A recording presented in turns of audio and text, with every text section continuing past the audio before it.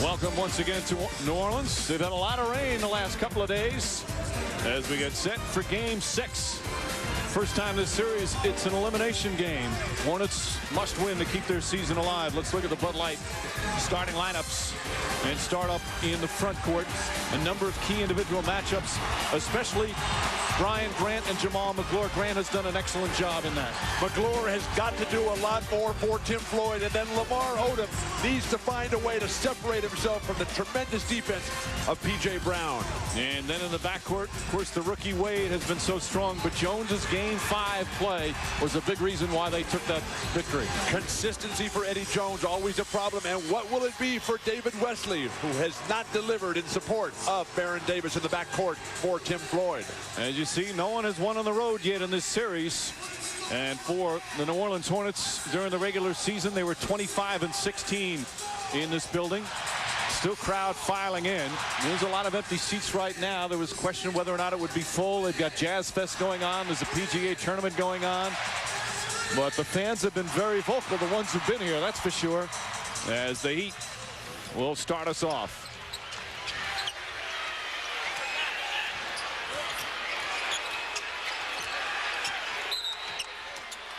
And already a first whistle.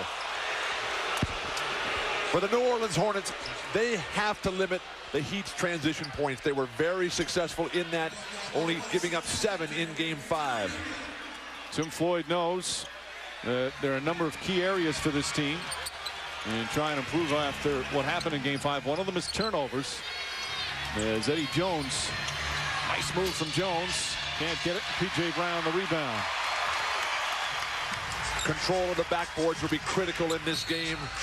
Baron Davis continues to go right. Already flips it in and a foul. They didn't count that. No. Well, Blaine Reichelt signaled good, but now they're going to take it out of bounds. All right, so obviously don't count it. He signaled it counted. Foul is on Eddie Jones. Mike, here at the New Orleans Arena, they have a great tradition here where the fans don't sit down until the home team scores. I'm having trouble seeing part of the court. McGlure misses, but so far we see 2 quick calls. Baron Davis has a foul and Eddie Jones has a foul. It's been a very physical series, almost too physical. Now another foul already. And this one will go against Brian Grant. A little surprising that it is being called this tight this early in the game. Dan Van Gundy, in his first season as the head coach, a winning record, a remarkable run after a miserable start, 0-7, the first team in NBA history to finish 11 games under 500 in March and then still make the playoffs. George Lynch misses, battle on the boards, but Eddie Jones comes away. You know, Bill, when you see the way they've come out and made so many quick calls as Wade kicks it out. Lamar Odom trying to take Baron Davis on the mismatch, looking to post him up. Nice move from Odom, but can't finish, and Brown the rebound. Players have to adjust to this now. They've got to realize, all right, they called it close early. We can't do perhaps the things we were able to do in Game 5. Nice pass, Baron Davis.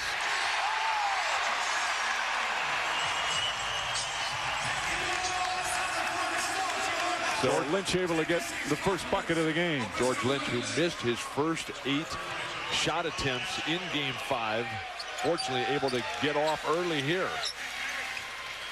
Wade on the pull-up. Of course, the story has been how the teams have played so differently on their home floor, especially certainly in individual players like Wade. Wade's played so well in Miami, but has struggled here in New Orleans.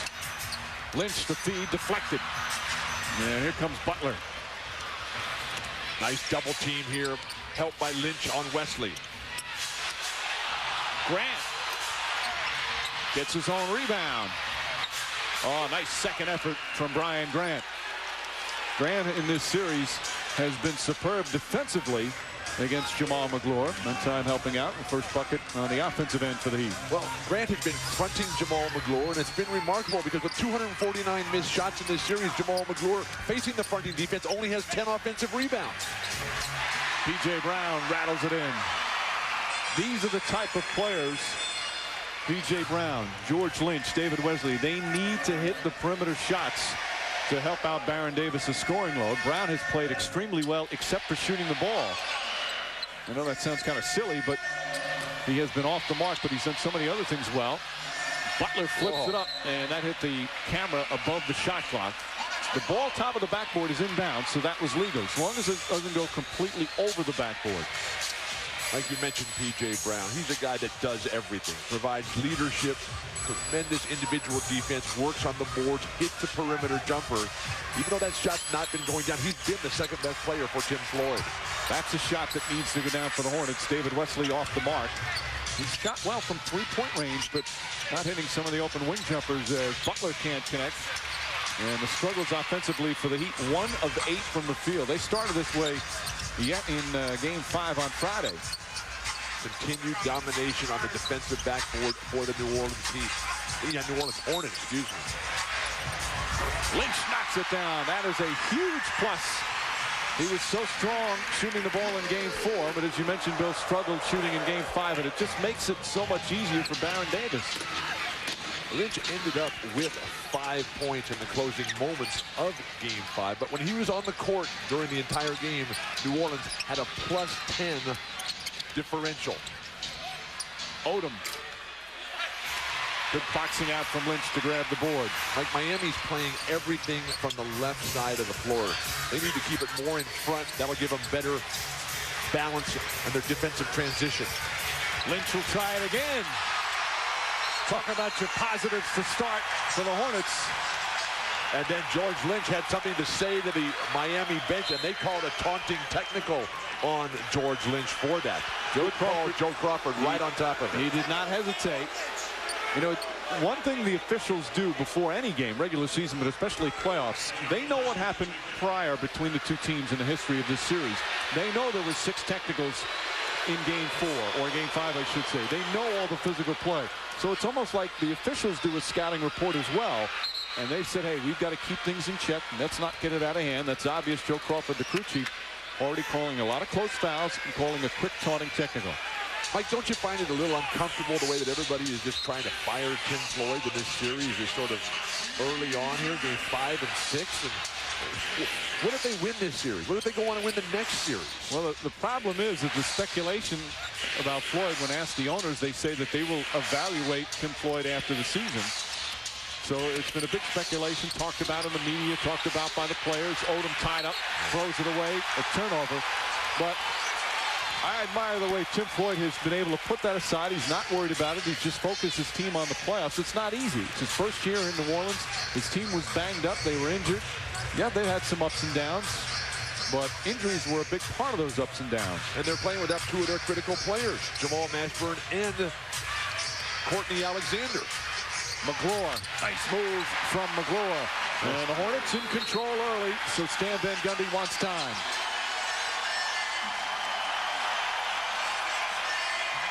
The center at times has struggled. He was in the All-Star game this year for the first time, Jamal McGloire. Brian Grant has played him tough, but played him strong, but McGloire makes the move. However, the early story is Baron Davis. Hasn't taken a shot, but he's got 4 assists. All right, Kevin, can't wait to watch that one.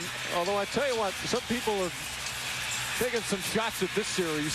Again, it's a 4-5, and you're not expecting either of these teams maybe to advance far into the playoffs. But this series has been so much fun to watch from a standpoint. It is so competitive from the first quarter on. Every shot, every dribble, every pass contested. It's been the best first-round series. And what a thrill for us to be here in New Orleans. What a rocking weekend it has been. I don't want to get into discussions on your weekend in New Orleans. We'll save that for later. Eddie Jones. Count it, and one. Wesley's not happy. It looked like Wesley kind of stayed there. But Jones has a chance for a 3-point play as Wesley picks up his first. Eddie Jones' ability to put points on the board, a critical element for Stan Van Gundy. He's not going to get much out of Brian Grant. Lamar Odom's inconsistency is still a major problem there. You know, you look at the replay, though, there's no Wesley move 4. That's a good call from Joe Crawford. So, a 3-point play, a needed one for Miami. Zone defense here by the Miami Heat. That fronting defense is so trademark of Van Gundy. Nice defense passing. So impressive for the Heat. Grant trying to find room, blocked by McGloire. George Lynch is everywhere today. Wesley spots up. Look at Lynch trying to keep it alive, but Odom comes away. Dwayne Wade prefers to go left. The New Orleans Hornets have to make that defensive adjustment. That's one of the good things about being a rookie. That sometimes you don't know the tendencies of the young players. Wesley flips it ahead in the foul. Caron Butler will pick up his first. Second team foul on the Heat. Good defense from both teams early on. With Brian Grant getting the ball wide open underneath the basket, he's got to be quicker on the delivery here. He allows the defense to recover, and then George Lynch always in the right position every single time. P.J. Brown knocking the ball away. The veterans, Grant and Eddie Jones, need to be more deliberate and determined in delivering that ball. Meanwhile, Davis really playing the role of the distributing point guard early. Wesley comes off the screen, can't hit. And it's going to be Miami ball. No, he's going to change that. Joe Crawford, he signaled one way, then realized he had it the right way or the wrong way. And says it's still New Orleans ball. They'll get a new 24. Stan Van Gundy's game plan has not been able to be put into effect as of yet. They can't leave anything to chance with the luxury of Game 7 on their home court. They need to get out of the open court offensively, but the Hornets are shooting the ball so well and dominating the paint. McGlure! Oh, Jamal McGlure! Offensive rebounds in Game 5, 20 for the New Orleans Hornets in a loss. You rarely see that happen. A team get 20 offensive rebounds and lose, but it's a big part of what's going to make New Orleans force a Game 7. Nice pass to Ron Butler. Odom blocked again. P.J. Brown this time. Lynch rushed it. And it's New Orleans ball. Last touch by Grant. Ferocious Hornet defense early. Well, we're seeing McGlure, P.J. Brown, and Lynch, that overwhelming dominance physically. The age, strength, maturity advantage that New Orleans has over this young Miami team. This is going to be a two-shot foul before the ball's even inbounded. Joe Crawford on top of everything early in the morning in the Big Easy. He has come out and let the players know. The reason it's a two-shot foul is the foul came before the ball was inbounded. Even though they're not in the penalty, it's only the third team foul. But even though they're not in the penalty because the ball was not inbounded, that's why it's a two-shot foul. Odom picking up the personal. And McGlure will go to the line. Jamal McGlure, as we said, Stan Van Gundy discussing things with Mr. Crawford. McGlure making his first All-Star team this year. It was a terrific year for him, but he has struggled a bit in the playoffs. Well, Brian Grant's doing a fine job on him. And with McGlure's ability to get back with the throwdown on the offensive glass. Remember those 20 offensive rebounds, Mike, in Game 5? That led to 19 second chance points. Miami will not survive if they give up similar numbers this afternoon. 8-point lead for the Hornets. They had the big lead in the first half, led by as many as 11 in Game 5. And then had a dreadful fourth quarter. Yeah, P.J. Brown has completely shut down Lamar Odom. Wade, tough shot. I was about to say bad shot from Dwayne Wade. Wade with his first field goal. Nice double team by Odom there. They have been double teaming Baron Davis so much. Tough rebound and traffic from Butler, who's averaging 9.5 boards a game in the series. Grant left open. And it makes them pay. But the way that New Orleans is dominating defensively, everything is a scramble play for Miami. Very tough to win on the road that way. Although, if you weren't looking at the scoreboard, the way this game, you'd think that the Hornets were up by about 10 already. They're only with a 4-point advantage. You see McGlure much more aggressive offensively. This is the open court play that Van Gundy and the Heat need.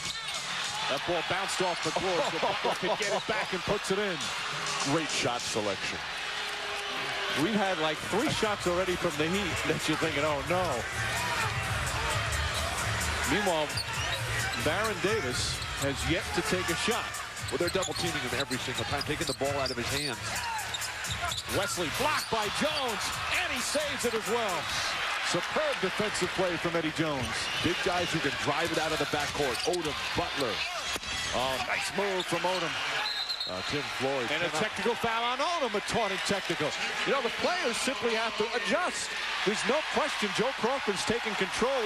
And you might say, all right, they're overcalling. I disagree with the way the calls have gone and all the mayhem that happened in Game 5 with the technicals. He's saying, knock it off right now. We don't want to have anything happen. Whatever way they call it is fine. The players just have to see the rhythm and the pace of the referees and then play their game. Right, you have to adjust to the way the game is being called. Now you might think, all right, no big deal, it's only a technical free throw. But as Ray for Austin's show in game 5, you get one of those harmless technicals early. All of a sudden you get a technical later in the game. If it's a double technical, you're automatically ejected. Austin was out in game 5. He picked up 2. One of them was on a double technical. So with that free throw, Hornets, or excuse me, now a 1-point lead for New Orleans. We're at 3.5 to go here in the first. Dwayne Wade making the defensive stand against Baron Davis, and the Hornets are going to call a timeout. Tim Floyd a little bit dissatisfied with the fact that they're playing so well, yet only have the 1-point lead. Because Miami went on a quick 8-0 run before that free throw. And as you say, Bill, they're within 1. You're watching the 2004 NBA playoffs on ESPN.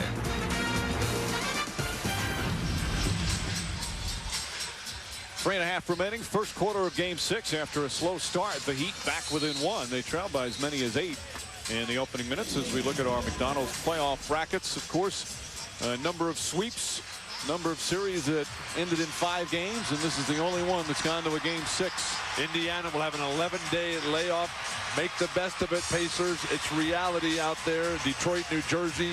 That starts tomorrow night. Kenyon Martin, Rasheed Wallace. What could be better there? Kevin Garnett, Chris Webber, Karl Malone, Tim Duncan. Big guys standing tall here in the NBA playoffs come springtime. And little guys enjoying game 6 here in New Orleans as Baron Davis will inbound.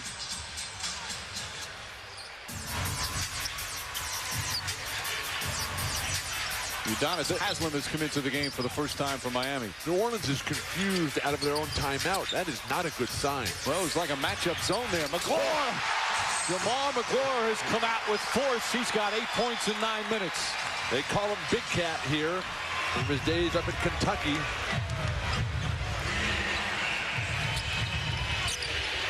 Wesley's done a good job defensively on Jones. You could say that about a lot of individual defensive matchups. Nice rotation for McClure defensively. Wade can't finish, but Odom again, knocked away. Ball still loose, and P.J. Brown comes away. Wesley made that play happen down low. Good defense from Butler to keep Davis in front of him. He'll try it again. Triple team. Lynch, that's a 3. And Wade sitting down, able to grab the rebound. It is a game of positioning. Oh. Butler, meanwhile, throws it away. He's trying to tell Odom to come forward, but that was a bad pass. Jamal McClure, the Eastern Conference All-Star here. Why would you go for that pump fake on the perimeter? And he hasn't made that shot in I don't know how long. Huge wind-up on the delivery. P.J. Brown able to put it in. And a 5-point lead again for the Hornets. Miami's offense is struggling, as they have had in games 3 and 4. They're shooting 33% with 6 first-quarter turnovers. I like the fact that they've come early with Udonis Haslem instead of Brian Grant, who gives them more versatility and fresher legs. Butler. And McClure the rebound. Ron Butler's got his hands full with George Lynch, who has really come out determined to put on an offensive demonstration today. McClure was looking to shoot it before he actually had it. So a turnover for the Hornets. And George Lynch can only retreat defensively, saying, where would you like the ball next time, Jamal? That was a pretty good pass. Joe Crawford has hurt himself and is really shaken up over on the scorer's table.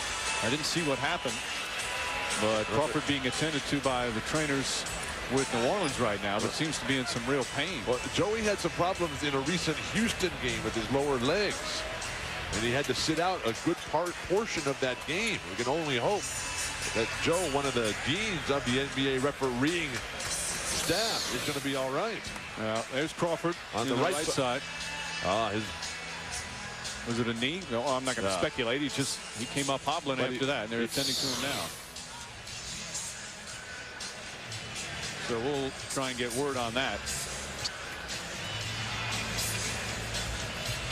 Joey Crawford, as you saw in his 28th year, if you ask, and I've done this all season, you ask coaches, you got a big road game, who are the 3 officials that you want to see out on the floor? every single coach that I asked this year, Crawford was one of those three. Every single one. Other top guys would be Dan Crawford, not related to Joe. Steve Javie.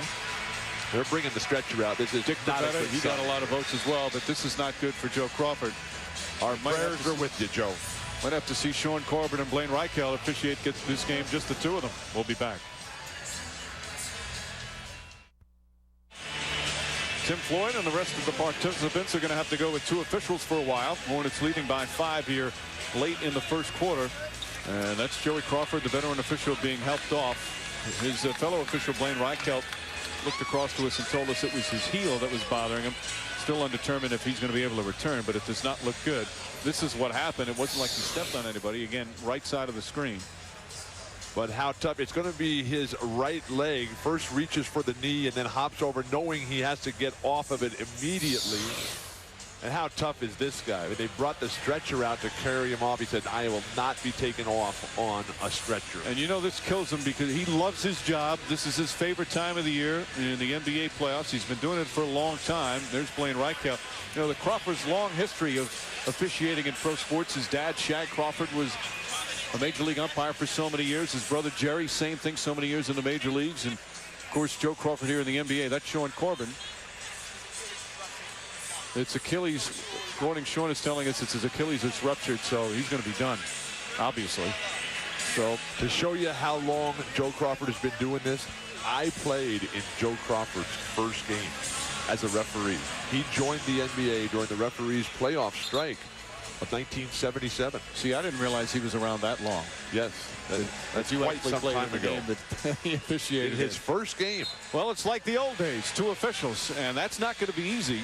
In this series, that's going to be very tough. This is a physical contest. And again, Crawford's the crew chief. He's the most experienced. Now, Blaine Reichelt has been doing this for 26 years, but this is only prior to this season. He only officiated in 10 playoff games. Sean Corbin, meanwhile, this is just his 11th year, so they're not as experienced, but they're 2 good referees, and now they have their hands full against 2 teams that have really battled quite a bit in this series. So some of these players, Mike, will try to take advantage of the fact that there's going to be a lot of uncovered territory by only 4 officials' eyes instead of the customary 6. Tim Floyd has come with a surprising substitution here of Tractor Trailer, and he's taken Baron Davis out and brought in Darrell Armstrong. Well, just to show you, prior to these playoffs, Joe Crawford had officiated 201 playoff games.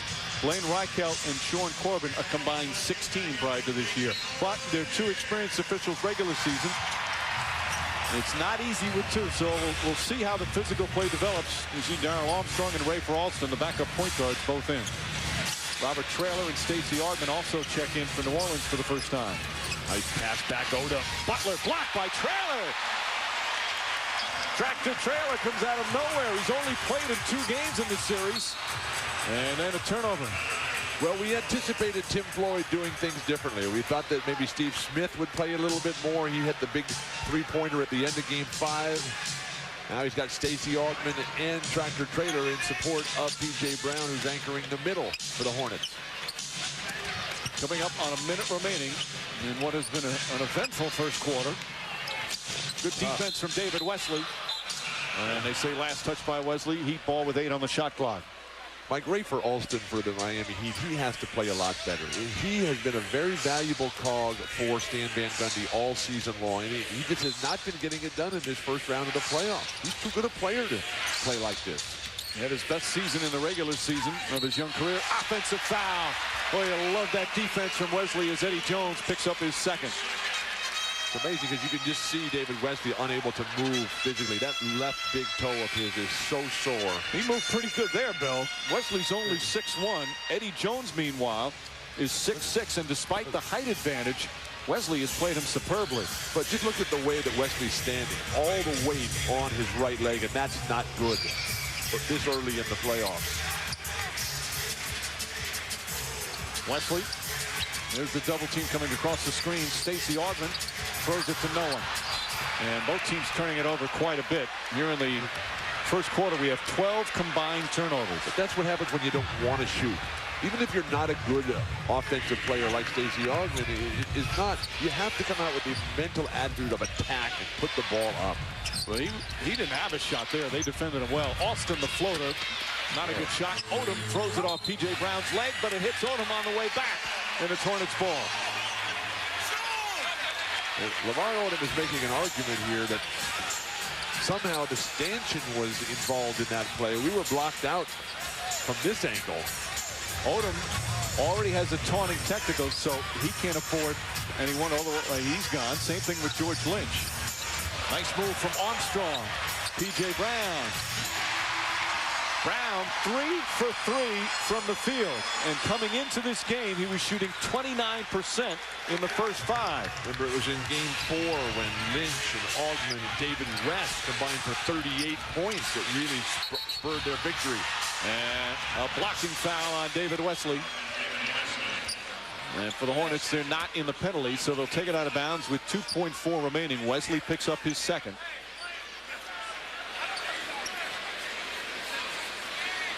So they'll have plenty of time. Catch, dribble, shoot, catch, pass, shoot. And with 2.4 left, shot clock obviously is off. Good defense from Brown. Odom lost it, slipped out of his hands. He wanted a foul, but he's not going to get it. The Hornets end the period on a 7-0 run. And lead by 7. How about Baron Davis? Did not take a shot the entire first quarter, but he had 5 assists. And that's one of the reasons why the Hornets have a 7-point lead after 1 in Game 6. 1 quarter complete here in New Orleans. And it's the Hornets leading 21-14. Now they led 24-14 after the first quarter of Game 5. They jumped out to an early lead. Of course, big difference, they're on their home floor. But look at the difference, Bill, between home and road. They've been 2 different teams. Shooting at home, 42% from the field, 35 from 3, and only 12.5 turnovers. Look at the turnovers in the 3 games in Miami. Over 7 more, and look at the shooting numbers. The defense for Miami much better when they're playing over in South Florida, but remarkable similarities to the last game where the Heat started 6 for 22 in the first quarter. They did the same exact thing here this afternoon. Armstrong rushes. Well, Darrell Armstrong has really struggled in this series. We talked to Tim Floyd before. He said Armstrong is really hurting his right ankle that's been sprained on the end of the regular season. Nice poke away from Baron Davis. And he just can't get the lift. But he hasn't complained about it at all, hasn't talked about it. Much is made about Davis. That's his first shot attempt. Not a good one from well beyond the 3. Opening minutes, second quarter. This is Game 6. As the Heat trying to close it out on the road, but they've had their difficulty here in this building this year. Where's the set offense going to come from for this Miami Heat squad? Much better in transition. Odom, nice little push shot, but it won't go. But with everything falling on the offensive end for New Orleans, and with Miami unable to get in transition, it's tough to score for the Heat. P.J. Brown wide open. 4 for 4 from the field for the veteran. Stan Van Gundy can't like how wide open P.J. Brown was. Well, one of the real problems is that Dwayne Wade has not learned how to play on the road yet. In the 3 home games, Dwayne Wade's averaging almost 19 points a game. In 3 home games, 3 road games, just 6.5 points a game for Dwayne Wade. He was trying to draw the foul, but didn't get it. The Heat have now missed their last 8 shots from the field. Butler makes it 9 in a row. Tractor Trailer's been very active. Knocked that ball out of Haslam's hands. So some good minutes for Trailer off the bench. Davis, his first field goal. And another timeout for Miami.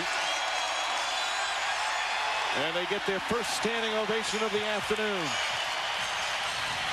And much like they did in Game 5, they have an 11-point lead in the first half. Haslam's hands again. Tractor's in transition. He wants it. Begging for it. Salivating.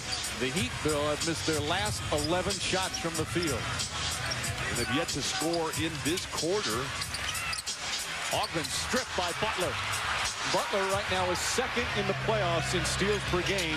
At 3 per game, he's got the most overall because he's played the most games, but he's had a terrific defensive playoffs. Odom, foul. What a move by Lamar Odom. He just left Tractor Trailer. Andy Jones is going to come back in. And Tractor is surprisingly quick, even for a man of that size.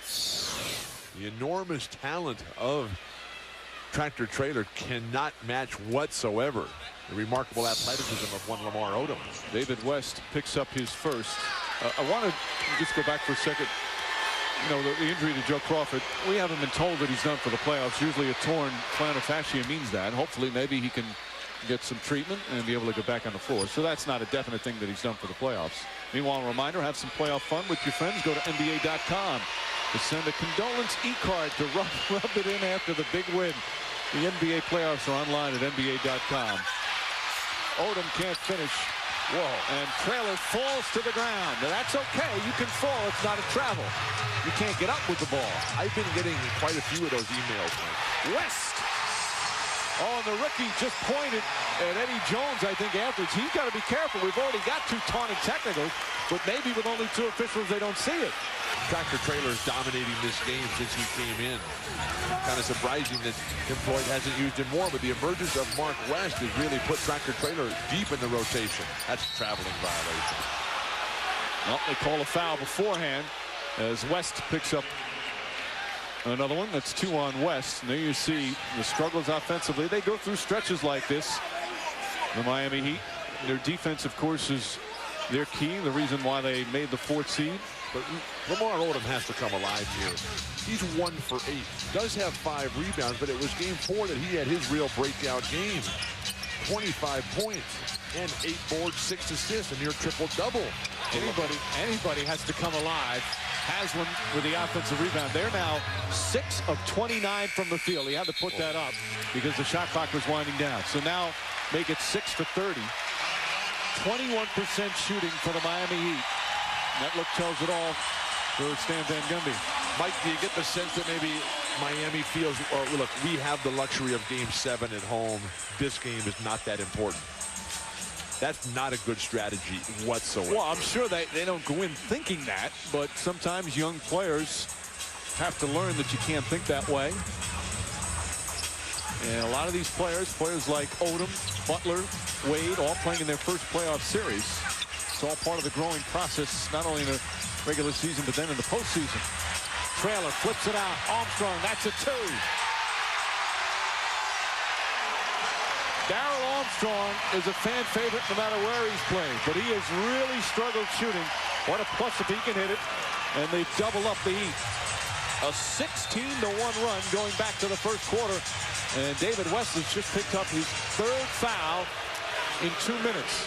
It's so loud in here, Mike, and with the New Orleans bench standing up the entire time, there's so much activity going on. The players really having a hard time down there figuring out what the referees are trying to do. Yeah, watch West against Odom. The 2 of them fighting. That's a good call. Lamar Odom's walking him down. You tie him up like that, you're going to get a call. So 3 quick fouls for the rookie West. He's sitting out. B.J. Brown comes back in. Step out by P.J. Brown and recovery. Alston for 3. 14 straight misses from the field for the Heat. Trailer and a foul.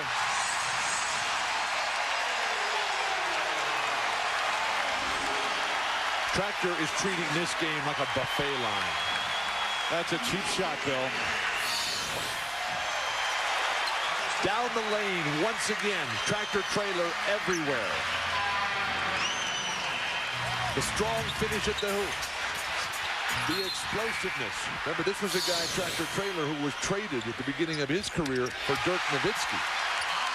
He was a first-round pick of Dallas and traded to Milwaukee. This is his 3rd year with the Hornets. He was acquired with Lynch in a big deal involving 3 teams and 7 players.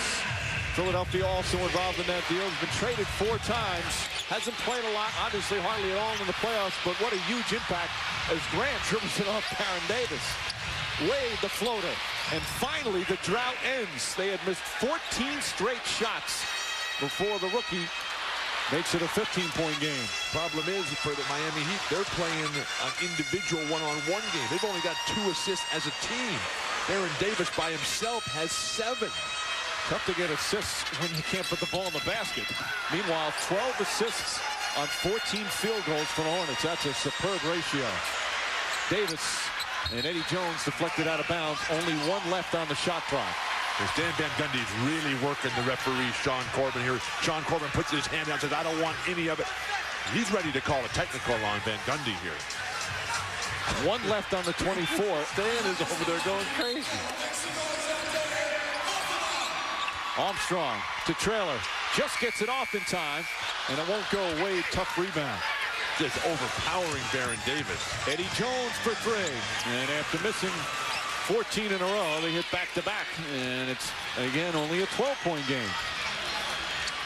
But the problem for Miami is that they're having to do this with their starters against the second unit for Tim Floyd. Tractor, Darrell Armstrong, Stacey Augmon. P.J. Brown misses his first shot after hitting his initial four. Dwayne looking to attack. A lot of guys flopping around out there trying to fool the referees. Odom way off the mark. Odom is 1 for 9. Alston from way downtown. Probably not a good shot there, Mike. No. Especially since Rafer's not playing that well. And a timeout called by the Hornets. A lot of players have hit the deck. Very testy out there right now. And again, there's only 2 officials. It's not going to be an easy game. Right now, the Hornets a 12-point lead. The NBA playoffs on ESPN continues in a moment. Miami Heat down by 12, just past the midway point of the second quarter. Another big playoff game coming up later on today on ABC. It starts 3 p.m. GMC NBA hang time, and then game 1 of the Western Conference semifinals. Lakers and Spurs from San Antonio, winners of the last 5 NBA titles. So we look forward to the Spurs and Lakers going at it, what should be a nice, long, fun series. This has been a long, fun series between the Heat and the Hornets. Hornets need a win to force a Game 7, which would be Tuesday night in Miami. And surprisingly, the Hornet franchise, either in Charlotte or here in New Orleans, have never won a Game 6. They've never won a 7-game series, period, but they've never won a Game 6. Losing last year to Philadelphia and Allen Iverson, and then losing back in 2001. There's Bob Bass, the director of basketball operations here, the man in charge, supported most capably by Alan Bristow. Of course, he was in Charlotte with the team before they moved here to New Orleans. Shot clock down to 6. Zone defense here by the Heat out of the timeout. Davis. Davis has played a very efficient game. It's not normally a word you use to describe his game. He's talented, but not efficient all the time. Well, he's got 7 assists, no turnovers, and he's 2 for 3 from the field. He's getting everybody else involved. The same thing that Kobe Bryant got so roundly criticized for earlier games against Sacramento this year. That's a pretty move from Wade, using his strength. And again, it's a 12-point game. Wade now with 6 points. But the tendencies for Wade, go left and then spin back right at the hoop to finish. The defenders have to learn to realize that, ultimately defend it. McClure back in the game after a strong start. McClure been very aggressive offensively. Nice little jump hook. Now, McClure earlier in the series only averaging about 9.5 shots per game. He's already taken 8 here in the first half. This, of course, could be the final game for New Orleans. They'd be eliminated if they lose at home. Well, right now, with a comfortable 14-point lead. Another nice move from Wade, but can't hit it. Barron looks very casual today. Ball knocked off the feet of one of the Heat players. Still Hornets ball. There's 4:18 remaining in the second with Bill Walton, Mike Green on hand from New Orleans Arena. But as Barron has casually controlled the flow of this game, why not? The Heat are shooting 24% and have more turnovers than they have baskets. 9 to 8. Yikes. Stacey Augmon. Good defense from Jones. Augmon tries to force it out and able to put it in. That's why they call him the Plastic Man.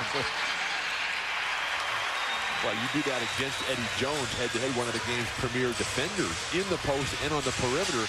You know you're in the zone. Hornets are shooting 53%. Eddie Jones spinning. Won't go but a foul as Wesley picks up another personal. been a tough start here this afternoon. Osman, who has played very well, gets away with the shuffle of the feet there, and a very kind roll here at home. Meanwhile, that foul on Wesley, his third. Ogman had that terrific game 4 at 17 points. Didn't do it a lot in game 5. The Hornets bench, as Bill talked about earlier, really helping out a lot of different guys. Traylor, Armstrong, Ogman. Traylor getting a breather after playing 8 minutes. He's hardly played in this series, but a nice impact here in the first half. 5 rebounds in just those 8 minutes. Tim Floyd pushing all the right buttons, and the overwhelming advantage that they have up front. Size, strength, and maturity for New Orleans really paying off. McClure, P.J. Brown, Lynch, Tractor Trailer, David West, Stacey Augmon. Good ball denial from Wade.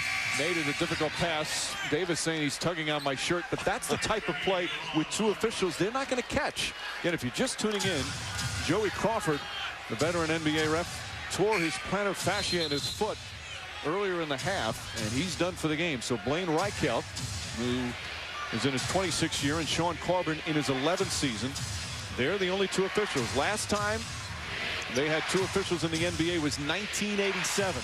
They've been 3 officials since then. But there's been a number of injuries this year. The referees union has been trying for years to get alternate referees at all playoff games. And Butler puts it down. Butler with 4 points. Second-year player out of Connecticut, Caron Butler. What a talent. What a story. The adversity he's overcome. Spending 18 months in juvenile detention when he was 14 years of age before getting his life together through basketball and sports in Jim Calhoun at Connecticut. Odom the rebound. Butler was arrested 15 times by the time he was 15 years old. And that's a 3 for Eddie Jones. I mean, he was a troubled kid when he was younger, but has turned life around. Basketball a big part of it. Jim Calhoun a big influence at UConn. And now here in Miami. He would have been a senior, Caron Butler, with Emeka Okafor and Ben Gordon on this year's NCAA championship team. Here's McClure again. McClure can't finish. There's Butler trying to say hit the back of the backboard. Blaine Reichelt right on top of it. Reichelt, one of the hardest working refs in the entire NBA. A lot of energy from the refs, a lot of energy from the players. And all of a sudden, the Heat with a 7-0 run.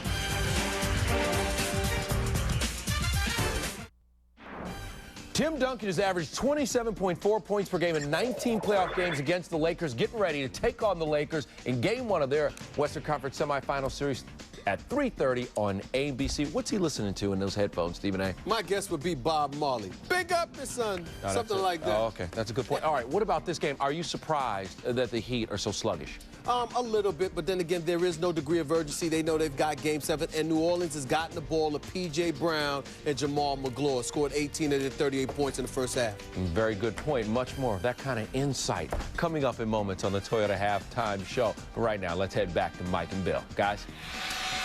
Kevin, Stephen, thank you. And right now, the Hornets lead has been cut to 9 with just under 2.5 remaining. You know, old pal Bill, you use the word legend too much, but it applies to that man.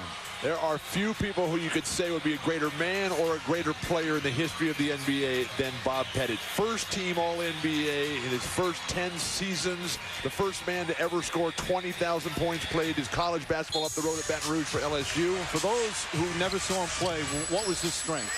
Everything. Bob Pettit was a tremendous rebounder, a dynamic scorer, up and down the court, a leader, a world champion, a Hall of Famer, one of the 50 greatest players of all time. Now we have an offensive foul call against Jamal McClure. He got tangled up with Butler. And McClure picks up his first. For the Hornets, it's their 14th foul. But more than anything, Bob Pettit, it was his humanity, his sense of leadership, bringing teams together. The guy who was always out front with the Players Association, the Retired Players Association, a successful businessman here in New Orleans in the insurance industry. And without knowing the man, he's got humility because they asked him to stand up. He got a big ovation and he sat down right away. He was uncomfortable standing. And there's a foul. Baron Davis called for the trip. Again, I'm not going to make excuses for him, but this is very difficult for Blaine Reichelt and Sean Corbin. Only 2 refs in a very physical, intense, heated playoff game. They're in the penalty now, so free throws. And that's a good call. There haven't been any bad calls in this game. I want you to repeat that because you've never said that in your life. That's not true. Say it again. There haven't been any bad calls in this game. Thank you. Can we get that? We're going to tape that. I'm going to play that back to you every game at least once. There's the foul problems as Davis picks up his second. And Wade, the free throw. One of the things from Miami, now they have not shot the ball well from the field, but they've shot the ball very well from the free throw line. There you see an enormous difference in his first playoff series, home and road, which is not unusual for rookies. But look at this. It's a 7-point game as they've scored 9 in a row. Despite being what you'd think was so badly outplayed, they're only down 7. Miami has not been a good road team this year, even though they won 17 of their last 21 overall to make the playoffs strongly in the 4th position. That's great defense by Odom and a wonderful rebound by Alston. The Miami Heat are very resilient. That's another great call by Blaine Rico. Traveling violation. That's their 11th turnover. A reminder, again, today on ABC, Game 1, Lakers and the Spurs at 3:30 Eastern. Then Monday on TNT, Game 1 between the Pistons and the Nets from Auburn Hills. That's going to be a fun series. Mike, are you sure the Lakers are playing at 3:30 Eastern today? What gave you that impression? Just want to remind people who are just tuning in, and then those who've seen it several times, we apologize. Lynch hits a 3. Lynch from downtown, just his second three-pointer of the series. The role players contributing mightily at home. But Tim Floyd saying that they've got a foul to give, I believe, is the signal from the Hornets bench. That's a big bucket because Miami was on a roll and scored 9 in a row, and now it's back to a double-digit lead. The defense of P.J. Brown on Odom. Good defense from Lynch. Butler and Grant right there to pick up the piece. They wave it off as shot clock violation.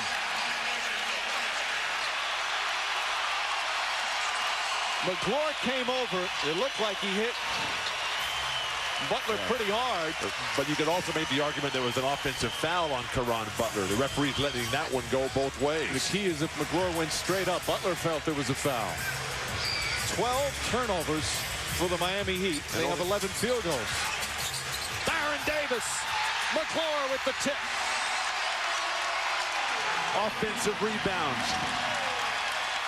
The turning factor. No one can get a defensive stop for the Heat. McGlory averaging 11 points in the series, has got 12 in the first half. Odom triple team. Butler puts it in. Yeah, Lynch could not have played him any better. Stopped him dead in his tracks, forced him to step back. That's not the strength of Caron Butler's game. At least yet. 6 points for Butler. Final shot of the first half.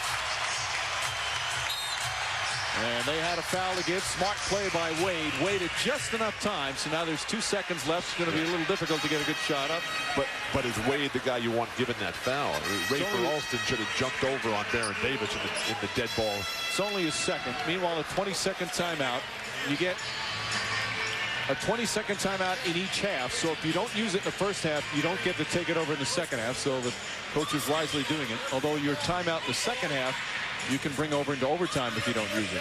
Meanwhile, coming up, the Toyota halftime report with Kevin Frazier and Stephen A. Smith. They'll preview that game, the Lakers and the Spurs, game 1 from San Antonio. And, of course, look at the Nets and the Pistons matchup. One, of course, the Nets were dominant last year. A 4-game sweep last year with Jason Kidd totally dominant and an ineffective front court for the Detroit Pistons. Things are different with Rasheed Wallace there now. Some strong defensive teams. That's how you advance in the playoffs. These two teams, that's why they've been able to win the games they've won. Now with 2 seconds remaining here in the half, Darrell Armstrong will inbound. Always look on this play for the guy who inbounds the ball to get the pass back. But look, no pressure. Why doesn't Miami come with size on the inbounder here, Darrell Armstrong? They got Rafer Alston, who's just going to back way off and give Armstrong a great look at anything he wants. Because he's got to watch Armstrong coming off after he inbounds. McGlory turns and shoots. And off the mark.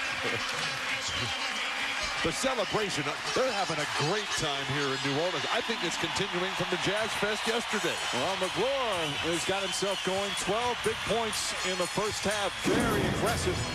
Hornets came out strong early. Went up by as many as 17. Heat came back, cut it to 7 at one point. We've had a referee go down. Number of players fall on the floor. It's a 10-point Hornets lead. Welcome to the Toyota Halftime Show. Unlike Game 5, the New Orleans Hornets have found their front court. McGlory and Brown combined for 20 points, and it's one of the reasons that they have a 10-point cushion at the half. We take a peek at our NBA playoff brackets, and the key one there, the Spurs and Lakers, coming up today at 3:30 Eastern on ABC. But let's not forget about the other series. Kevin Frazier and Stephen A. Smith inside the studio in Bristol. And let's not forget about the Kings and Timberwolves. They tip off on Tuesday, and KG has dominated all season long the Sacramento Kings. Will it change? No. Absolutely not, because they don't have any athletes on their front line. That's the bottom line with the Sacramento Kings. They have no athletes to deal with KG. And then you're talking about Chris Webber. His health is still a question mark, despite them winning the first-round series against Dallas. KG should have a field day. Big three average big numbers, but Kevin Garnett had 26 points, 19 rebounds versus Sacramento this season. In his career, he has had 24 or more rebounds 5 times. 4 of those games against the Sacramento Kings. So look for big things from KG, but that's Tuesday. Of course, everybody focused today on the big game between the Spurs and Lakers. And for more, let's head down to San Antonio, where Al Michaels and Doc Rivers are standing by. Yeah, thanks, Kevin. Of course, that's the Riverwalk in San Antonio. Last night, Doc Rivers had sushi that came right out of that river, but he has survived. The two of us are here for what should be a very exciting first game of a series much anticipated. First of all, congratulations. Doc, of course, took the Boston Celtics job this week. What's wrong? Not enough per diem at ABC or what? No, I'm going to bring you with me. You're going to be one of my assistant coaches. Yeah, I'm just shooting 3-pointers. You know, great matchups, as Kevin said, in this series. And one of them that everybody will keep their eyes on today at point guard. You have Tony Parker, who's been spectacular lately. Gary Payton was brought to the Lakers to do, among other things, stop guys like Tony Parker. How do you see this matchup? Well, I think it's a tough matchup. It's a tough matchup for Gary Payton because of his speed. You know, Tony Parker is such a quick basketball player and foot speed. If Payton has lost in any area, it would be that. I think it's going to be an interesting series, though. I think it's going to be a series between these two guys, and it'll be Payton's power, because I think we're going to see him post up Parker more than they did during the regular season. And Parker in the pick and roll, I think, is going to be very difficult. Dream matchup, Western Conference semifinals, Lakers-Spurs, coming your way on ABC a little later. Back to you, Kevin. Thanks a lot, guys. Can't wait for that game. But let's not forget now, Gary Payton shot 61% in 4 games against the Spurs this year. Your expectations, Steve? Well, I expect Gary Payton to show up again in this series. However, he's going to have a difficult time with Tony Parker. Tony Parker has emerged as one of the top 5 point guards in the game as far as I'm concerned. He's a tremendous player. He's going to put points on the board, but it'll be interesting to see in the closing pivotal moments whether the old glove is still around when it's time to lock. You know what, and I hear everybody, people forget Bruce Bowen was 17 of 26 from 3 against the Lakers last year, and that was another reason that San Antonio won that series. He was on fire from the land of plenty. Well, he's deceptive because you don't expect him to shoot. You have to remember, he's a defender. Well, he gets a lot of open shots, and who's paying attention to him? That's sort of like you on a basketball court. Nobody looking for you to score. We're going outside as soon as halftime is over, Steven. Bring your wallet. All right. Meanwhile, there's still more to talk about here on the Toyota Halftime Show. Jamal McGlory, you know he's an all-star, Steve. Yes, I do. Oh, you know, don't you? You know he's an all-star, don't you? You know. Yeah, you know. Right. This halftime show is presented by the all-new Toyota Tundra Double Cab. Not just big, life-sized. Welcome back to the Toyota Halftime Show. Amazing by the way she moves, no one ever looks so fine. She reminds me that a woman's got one thing off her mind, she bangs. Oh, singing sensation William Hung entertaining the folks in New Orleans at halftime. You know, he's one of the top downloads on the internet. Do you have the album yet, Steven? No, I was trying to decide between him and Milli Vanilli, but I haven't gotten around to it. William Hung is making some money. I'll tell you what, though. He may work in New Orleans. Don't go to Detroit, William, because they might not be as nice. And speaking of Detroit, it might not make it out of town. Nets and Pistons series kicks off on Monday night. You know, this is the blue-collar work ethic and defensive prowess of Detroit against the run-and-gun, full-speed New Jersey Nets, a team that has won 14 straight Eastern Conference playoff games. A lot of people wrote them off, but boy, do they look primed and ready to go. This should be a great series. Game 1 Monday night, Game 2 Friday night on ESPN. Make sure you check that out. Steve, who are you liking this series, and what's going to happen? What is going to happen in this series? I'm picking the Pistons in 7 games. I'm very reluctant to do so simply because Richard Jefferson has made a believer out of me. Looking at the Nets roster, their speed, their quickness, Jason Kidd's leadership. However, Rasheed Wallace, Ben Wallace, you know, those guys, their size. I expect that to be a factor along with their defensive prowess. I think they'll pull it out in 7 games. Does it play into this series the sweep from last year? Oh, there's no question about it. When you get swept, that leaves a lot of memories. I mean, Chauncey Billups remembers that. You know, Rip Hamilton remembers that. And you better believe, and you know Ben Wallace has. Right. It's all about Rasheed Wallace and Ben Wallace. I think they've got too much size. And you know what? That's going to mean Collins has to step up, and I don't think he can against the 2 Wallaces. All right, it should be a great series. And as I mentioned, once again, Monday night, Game 1, Game 2, Friday night on ESPN. And by then, we'll have kind of a feel for that series. Meanwhile, once William Hung was done and the folks recovered, they're getting ready for basketball in New Orleans. Coming from laughing or crying? No, they probably ran out to buy it out. 43-33. Meanwhile, Phil Jackson meeting with the media down in San Antonio. He had a few interesting things to say about the town. He said, once you've been there, you don't need to go again. Well, we want to go there to check out the game at 3:30 on ABC. Yes, we do. This halftime show is presented by the all-new Toyota Tundra Double Cab. Not just big, life-sized. Unless you're caught up on the entire day in sports. The man is still a menace at the plate. At 11, Sports Center. This news just went down in the last 40 minutes. Then Outside the Lines Nightly with Bob Lee. There was drama and theater today. The topic, steroids and drug testing. Followed by Baseball Tonight. Why not just use your bullpen? Now featuring John Kruk. I have an opinion on everything, and sometimes you're not going to like it. The entire day in sports. Weeknights starting at 11 Eastern on ESPN. Welcome back to 20th Century Fox's presentation of ESPN's Play Like There's No Tomorrow.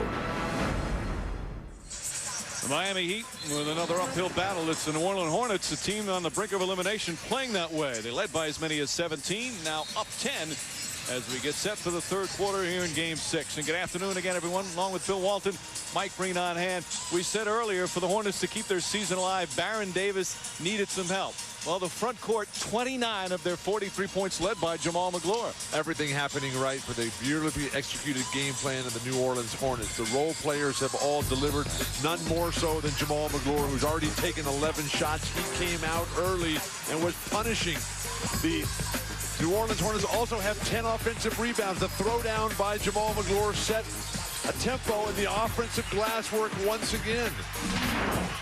Now, the front court disparity here. McGlure with 12. Lynch, who got off early. And then P.J. Brown, who was terrific in all aspects, has really diminished this front line for Miami. Meanwhile, Odom, 1 of 9 from the field and 3 turnovers. They need more from him. And a technical foul, but the bench factor for Miami, 0 points off the bench. Shooting just 30%, that will not get it done. A 10-point deficit is not too much to overcome. They've got to get it going right now, though. Tractor trailer, 8 important minutes, had 5 rebounds, helping the Hornets bench. 1+ for Miami. They had 10 offensive rebounds, so that helped offset a bit of the 30% shooting from the field. But they also turned it over 12 times. However, I still say, Bill, the way they played in the first half, they're lucky that it's only a 10-point game. They're very much in this. I think it's the style, Mike. I think that this is the team in Miami that has to rely more on teamwork, more on explosiveness, try to get into the open court. Miami will not win a grind-out under-the-basket series against New Orleans. The only players with 3 fouls is Davis throws up a wild shot. David West and David Wesley for New Orleans, the only players with 3 personals. Odom. Eddie Jones was the bright spot for Van Gundy. And there's a rare lapse defensively for the Hornets is Wade. Good strong drive, and Wade now with 10 points. And to show you how quick and explosive Dwayne Wade is, this rotating defense for Tim Floyd in New Orleans is very, very good. They couldn't get there in time to level him at the hoop. Davis was the distributor and makes the score there. Davis in the first half, 8 assists, 0 turnovers. He only had 4 points, but he did an excellent job playmaking. However, first 2 possessions, he's taken 2 shots. And another turnover for Miami. It's their 13th. Dwayne Wade on the opening possession. Again, going left. And George Lynch is so disciplined defensively. You'd think he'd figure that out by now. They're forcing Davis left, and that's finally a good adjustment by the Miami Heat. Davis torched them going right in Game 5. Davis, another long three. See, that's why they built the big lead early, because he wasn't doing things like that. Davis now all of a sudden looking for a shot.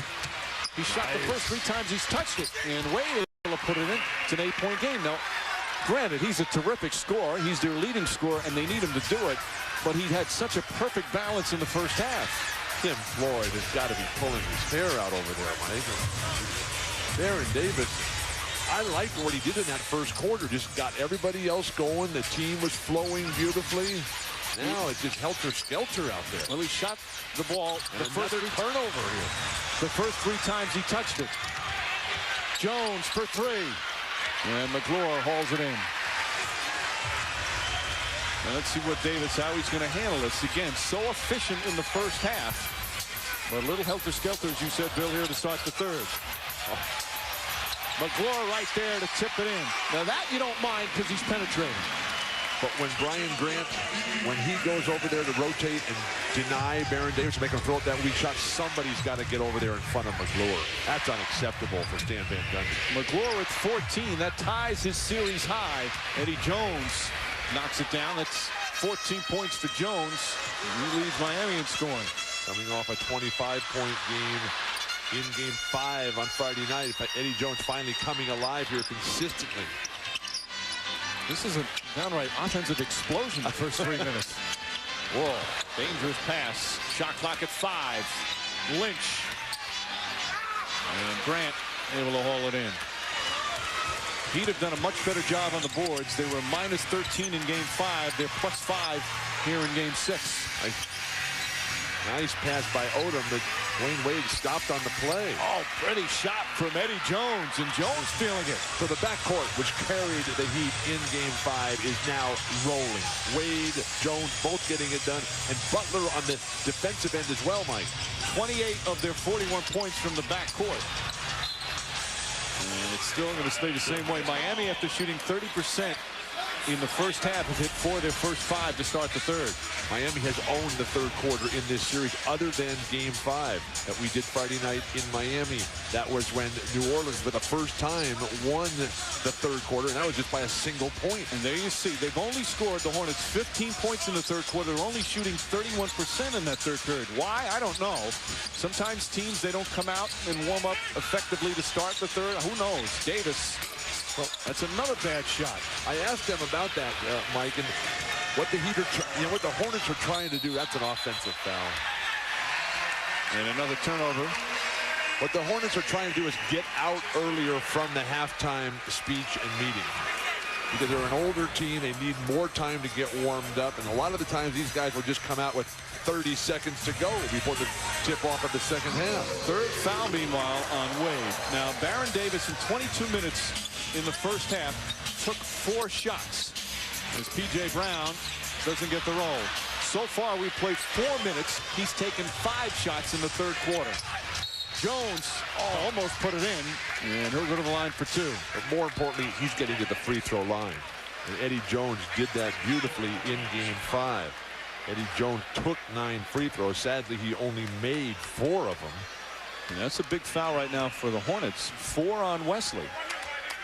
Darrell Armstrong's going to come in. Armstrong has been had such a wonderful NBA career, but he has struggled in this series. The main reason his right ankle is bothering him. Wesley's going to sit down. Still no signs of Steve Smith. No. I really felt that Steve Smith would play today because of the size and athleticism of Steve, a 13-year veteran who started his great career down in Miami, where he was supposed to be the franchise before tearing up his knee 3 months in to his rookie season. Tim Floyd said we might see him, but again, it depends on the matchups. It's hard for him to guard certain Heat perimeter players. McGlure shuffles it out, and Davis, that's the good shot. And he knocks down the three. Shots coming off someone else's creativity. That's where you win in the playoffs. Wide open shots that literally anyone can make. But he's already taken more than twice as many shots to start the third than he did the entire first half. Butler has found the range. Both teams now starting to shoot the ball, especially Miami, much better. Butler's got 8 points. One of the nice things is that they're not trying to get involved with the referees, not trying to take advantage of the rules. Again, only 2 referees if you're just joining us, as Joey Crawford went down with torn plantar fascia in the first half. So Blaine Reichelt and Sean Corbin, the only 2 refs. No pressure whatsoever on the perimeter by Baron Davis. Eddie Jones running off screens. Tough shot. That's inbounds again, top of the backboard. Looked like he just tried to put it up on the board so he could get it back himself. Davis. Oh, Lynch with the left hand. And a timeout for Miami. Miami's defensive rebounding is leaving a lot to be desired. Starting front court for the Hornets, all in double figures. McGlure 14, Lynch 11, Brown 10. Hornets by 9. 6.5 remaining, third quarter of game 6. Obviously a must-win for New Orleans. They lead by 9. We saw in Miami plenty of Dolphins in attendance. Well, there's some Saints here in New Orleans watching some NBA playoff action, including quarterback Aaron Brooks. Meanwhile, Bill, we said right at the top, Baron Davis has led them in scoring all 5 games, but he needed some help. He's getting it here today. Every great quarterback needs that powerful front line in front of it, and with McGlure, Lynch, and Brown delivering well above their average, you can only ask the question, what has happened to the Miami Heat's front line? You've got Lamar Odom with just 3 points. Brian Grant just 4 points, and still not a single point off the entire bench. Haslam and Butler, Rasul Butler, unable to make a contribution as yet. Hasn't played as Jones misfires and McGlure with another rebound. 14.7 rebounds for Jamal McGlure. There's that double teaming, taking the ball out of Baron Davis's hands. Lynch for 3. His second 3-pointer of the game. How New Orleans handles that quick release by Baron Davis. Can they make that next pass to get it to Lynch in time before the defense can get back? Lynch has 14 points, 7 straight now for the Hornets. They're back up by 12. Grant, good hard drive, but couldn't finish. Armstrong leaves it back to Davis. That's a little dangerous. But that's when you know he's feeling a lot better physically. That's the kind of play that he'll try with that vivid imagination of his. McGlure. Grant's strength has really been helpful in his defense there. 3 on the shot clock. Oh, he just gets it off, but they can't finish that. T.J. Brown keeps it alive. Bring it back out. Now punish him here. Use the whole shot clock. Oh. Tough shot from Baron Davis. A 9-0 run.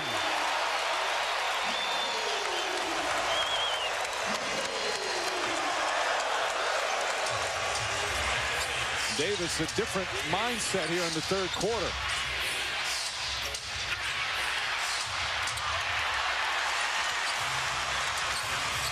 Davis and the Hornets feeling it right now. And a foul on Butler. 2 fouls on Butler. First team foul on the Heat.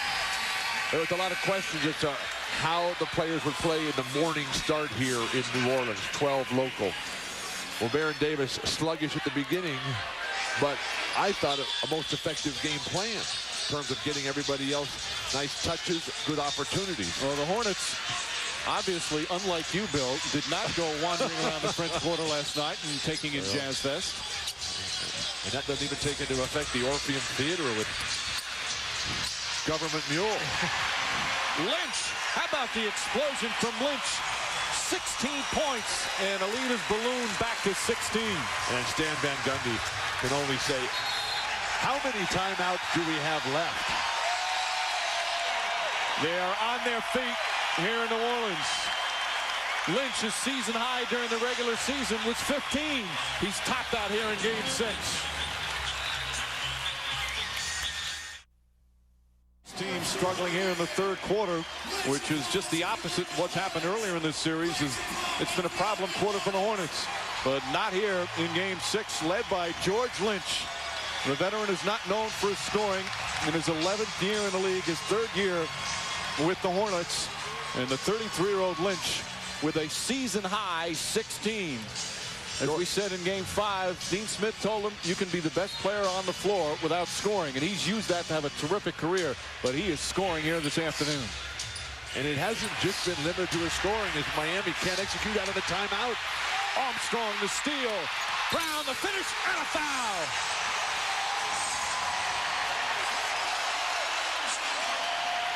Hornets exploding with their largest lead of the game.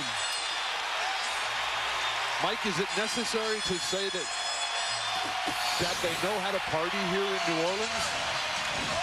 No, Bill, it's not. Darrell Armstrong has been so quick to every loose ball. But it hasn't just been Darrell. That bench has been very strong all day for Tim Floyd. It was tractor trailer early. Armstrong, Stacey Augmon gave him a nice contribution. P.J. Brown having a big game as well. What a performance from the Hornets front court as they lead by 18 with 4 minutes to play in the third.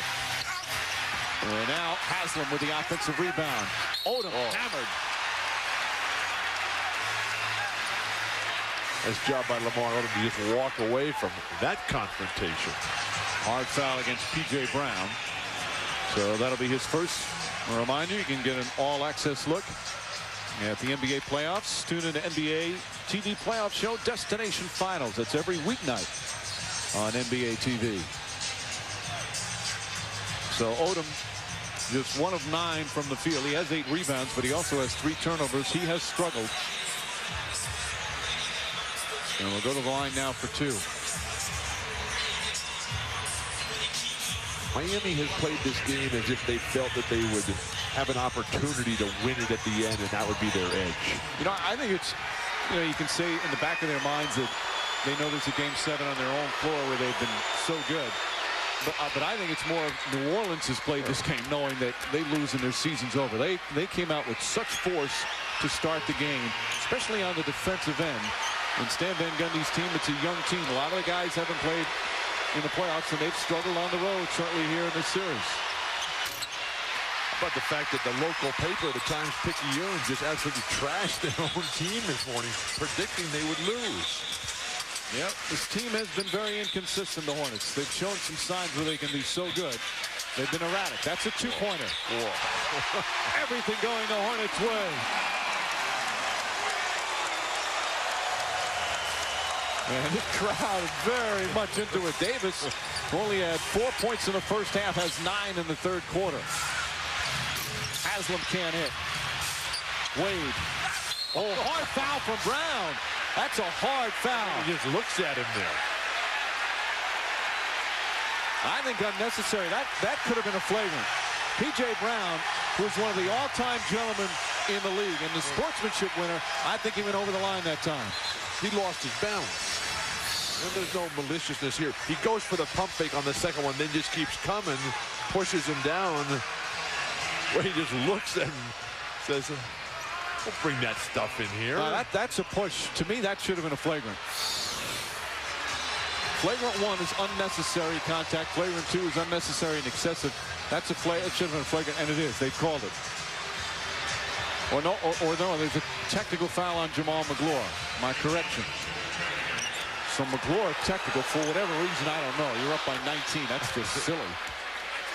So it's going to be a 2-shot foul. But P.J. Brown, but he's one of my favorite players in the league. And how he's conducted himself on and off the floor. He is what a pro athlete should be in terms of being a role model. But that time I thought that was a flagrant. I disagree. It was a good hard foul. He just had to position over the top of him. Wade takes him out right now and bring in David West, promising rookie out of Xavier. Brown, by the way, will sit down. has played in a lot of Heat playoff games. Tractor Trailer is going to come in. How about the fact that Tractor just a bundle of energy. Just get me out there. You see some guys walking up there like they don't even want to be here. Tractor says, why have I been sitting on the bench so long? But the cheer wasn't for Trailer. It was for McGlure coming off the bench or going to the bench. 16-point Hornets lead with under 3.5 to play in the third. If the Hornets played like this every game, there wouldn't be the questions of their consistency.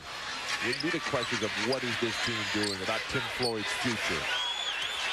Davis. Nice block from Eddie Jones. That's the second time Jones has blocked one of his shots.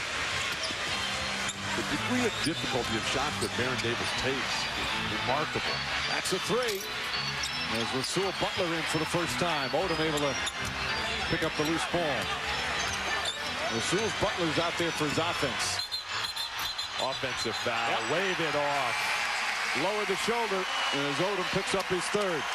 And another Heat turnover. That's 16. Timeout here in game 6. It's been all Baron Davis. The step backs. Nothing but net. Baron Davis quiet in the first half. Already has 13 points. What can the Miami Heat do? Trailing by 16. A lot of people out there believe that Tony Parker will be the X factor in the Spurs-Lakers series. Averaged 14 points last year, 19 this year against the Lakers. Lakers-Spurs coming up at 3:30 Eastern on ABC. Mike? Kevin, thank you.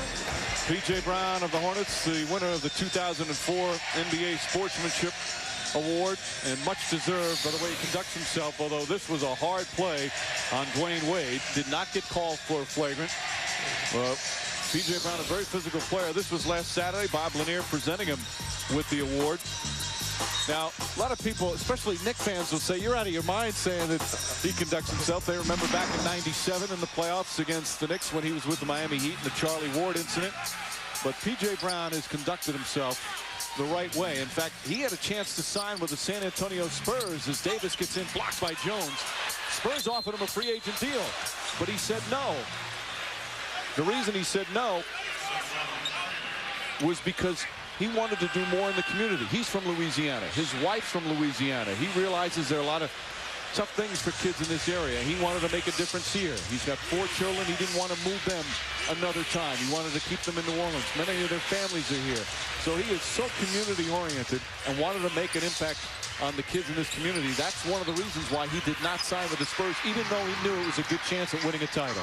He gives so much of his time and his money. Now, he's a 3-time divisional winner of the Joe Dumars Sportsmanship Award, 22nd time out here by Tim Floyd. This year, he finally broke through and won the whole award. The other guys were Elton Brand from the Clippers, Shane Battier from Memphis, and Kerry Kittles. $25,000 P.J. Brown gets to donate to the charity of his choice on behalf of the NBA.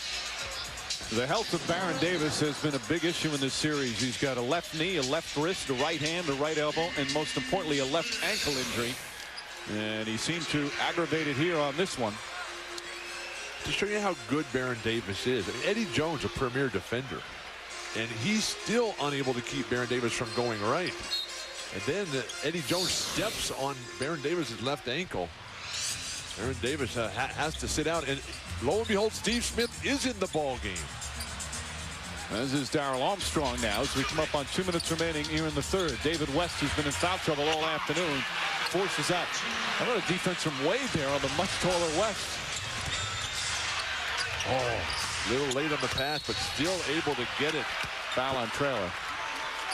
This is what Miami needs more of, combination plays. They're so gifted athletically. They think they can just come out here and do whatever they want. Baron Davis outside the locker room there trying to work that left ankle out that Eddie Jones inadvertently stepped on. He has been terrific in this series despite the ankle injury. Although, Bill, you noticed in Game 5, he was limping a little bit defensively. All of a sudden, it was a turnover, and he kind of was shot out of a cannon going down on the offensive end. As Haslam hits the first, that's the first points from the Heat bench. And Davis going to come back out. He's trying to walk it off or walk just walk through to keep it loose. He always walks with that sort of a limp. I've known Barron since he was in the 6th grade from Southern California. He's always had that sort of herky-jerky gait until he gets the ball in the offensive end. Good help defense from Odom, who pokes it away. And Wade with an easy 2. Armstrong thought he was fouled. Odom's done that all series. He really comes out on the double team on the high pick and roll and creates havoc because he's got quickness, long arms, and he's 6'9". But that's a trait of Pat Riley's defensive team, now carried over, of course, by Stan Van Gundy. Can the Heat make any sort of stand defensively against this second unit? Oh, Stacey Augmon. Augmon 2 for 2 from the field. Lead back to 14 as we come up on a minute remaining. And both of the shots that Stacey has made today have been incredibly difficult. That's usually the norm for him.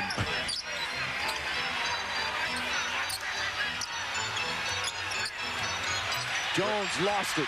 David West defense, tremendous. 3-on-1. Easy 2 for West.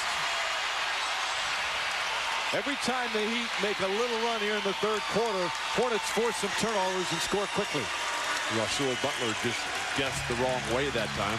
You should get beat when you're out there all by yourself against 3 attacking opponents.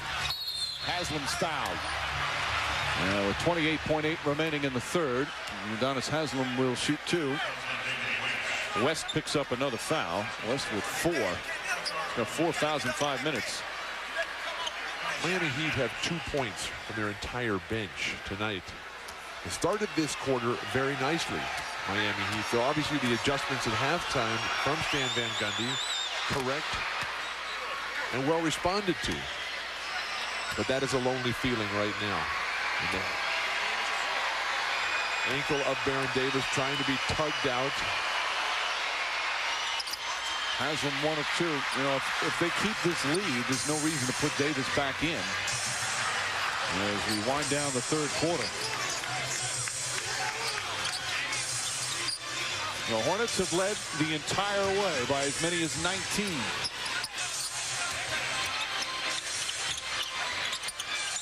Augmon. Oh, what a Wade great got hit by Wade. Steve Smith hit him, and Wade is shaken up. Inadvertent foul by Smith. He went for it and banged into Wade. Loose ball foul. Hornets in the penalty, so Wade will shoot. Oh, Smith is another one of those previous winners of the Sportsmanship Award. Won it in 2002 when he was playing for San Antonio. The long rebound, the anticipation of Dwayne Wade right there moving gracefully for that ball, but then just as everybody is backing up trying to get the rebound that he's coming in for, his legs get taken out from underneath him. Wade a little shaken up. The rookie with 16 points. Played much better here in Game 6 on the road than he did in Games 3 and 4. But the backcourt for Miami have not been great, but they've been good enough. You got 17 for Wade, 19 for Eddie Jones. But with Lamar Odom only getting 4, Brian Grant, you're not going to get a lot of points from him. Caron Butler only 8 points and nothing off the bench. Near impossible for Miami to compete. Yeah, the Hornets front court has made the difference. I love watching Steve Smith play. That'll count if it goes. Oh, not a bad attempt. And that will end the 3rd quarter. The New Orleans Hornets down 3 games to 2, facing elimination, have led the entire way, up by as many as 19. They'll head to the 4th quarter, trying to force a Game 7 with a 14-point lead. Welcome back to 20th Century Fox's presentation of ESPN's Play Like There's No Tomorrow. 4th quarter set to begin in New Orleans, and the Hornets fans are enjoying this one. They lead by 14 as we head to the 4th quarter. The home court has meant everything in this series. Home team has won every game thus far, and you can tell the Hornets playing like a team that was on the verge of elimination. Mike, the fans here at the New Orleans Arena, it's as if they came straight from yesterday's Carlos Santana concert, and the celebration has continued here, because for a franchise that has never won a Game 6, 0-2 lifetime, they really have a sense that it's going to happen here today. And why not? The defense continues. control of the loose balls, and the offensive brilliance of the front court for Tim Floyd. Wade hits the three. That's a good start for the fourth quarter. Of course, Miami, fourth quarter of game 5 was superb. They scored 29 points in the period and held the Hornets to 26% shooting in the fourth quarter. But, of course, that was on their home floor. Wade nearly with the steal. Also, the Hornets had turnover problems in game 5. 6 fourth-quarter turnovers. But you know that Miami's going to start gambling here. They're going to start getting up in the passing lanes. And so when Armstrong or Baron Davis, if he comes back, when they have the ball out in front, the big guys have to release from their positions up front to come and help out. Rasul Butler just pushes Augman out of the way, and then Augman's going to get hit with a technical. Bad move from Stacey Augman, a bad retaliation. No need whatsoever to come back at Butler. A foul was called. So an extra free throw now for Miami. Augman, the veteran, should know better than that. Crowd doesn't like it, but that was a good call from Sean Corbin.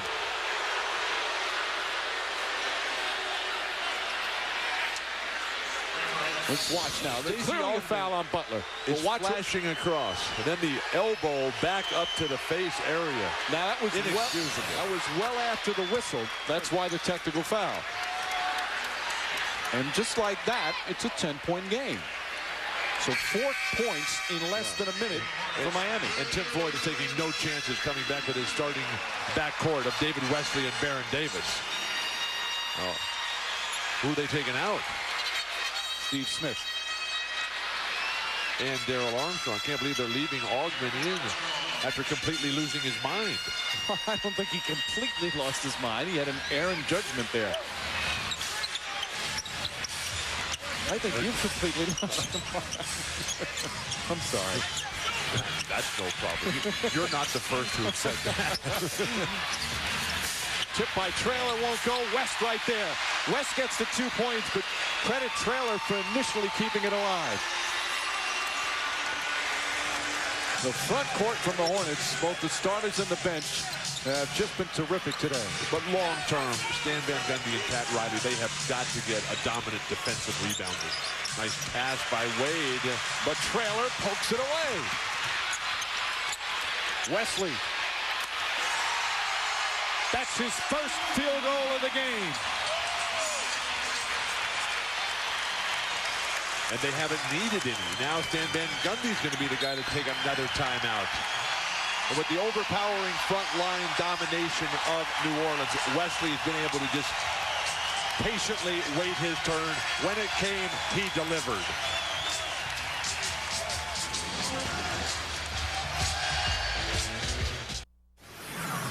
ESPN's presentation of the NBA playoffs, brought to you by The Day After Tomorrow. When it's all on the line, play like there's no tomorrow. And new Sprite Remix Very Clear. Jackson Square in New Orleans. See a lot of storm clouds. They've had a lot of rain here lately. As the Hornets trying to stay alive. Game 6. They lead by 14. A reminder, coming up on ABC, 3:30 Eastern from San Antonio. Game 1 between the Spurs and the Lakers. Tomorrow on TNT. Game 1, Nets and Pistons, 8 Eastern time in that start. But isn't that the real beauty of HD television, Mike? That on a cloudy day, they can all just go away. Russell Butler misses the 3. I love New Orleans. You love everywhere. I was the happiest guy in the world when this town got a franchise. The fourth quarter in game 5 belonged to Miami. As David Wesley, another one. That's a 2-pointer.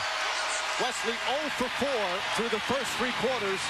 2 for 2 here in the fourth. And because Miami is so outmatched underneath the basket, they have to pack it in, and then that easy swing, you're wide open. David Wesley knocked down that shot with great regularity.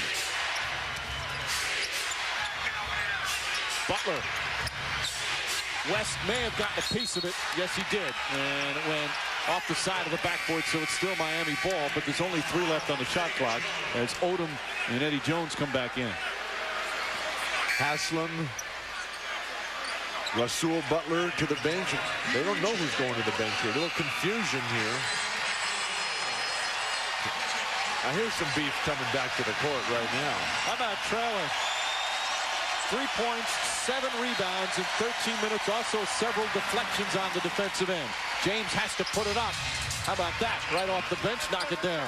Tractor Trailer's always been one of the interesting stories for me because the fans love him. But the coaches just never want to put him in the game. Part of his problem over the years has been his weight. He's in pretty good shape now. For him, he's had some rough stretches there. But they also have such depth on the front court. Hard to get minutes on this team in the front court. Davis, a long 3. And Grant pursues the rebound. Can they convert off of those rebounds and quick outlets?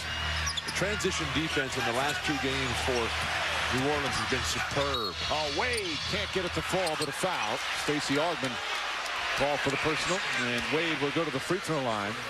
22 free throws to 5. That's what's kept Miami in the game. A very physical game here. The lockup, Brian Grant easily could have been called for a foul, but the ball bouncing over the top. They both could have been called for a foul in that stretch.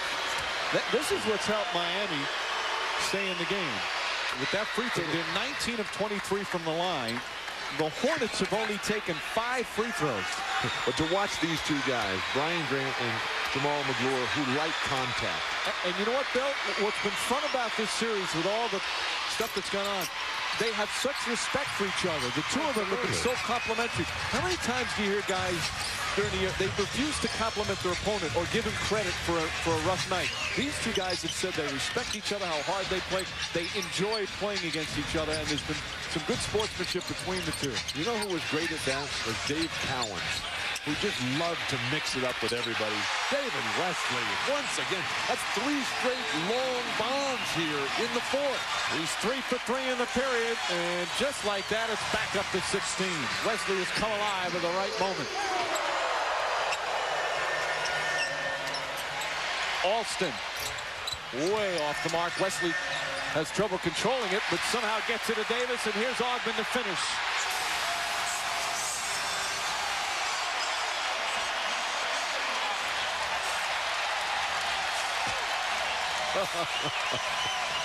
I do believe they know how to party here.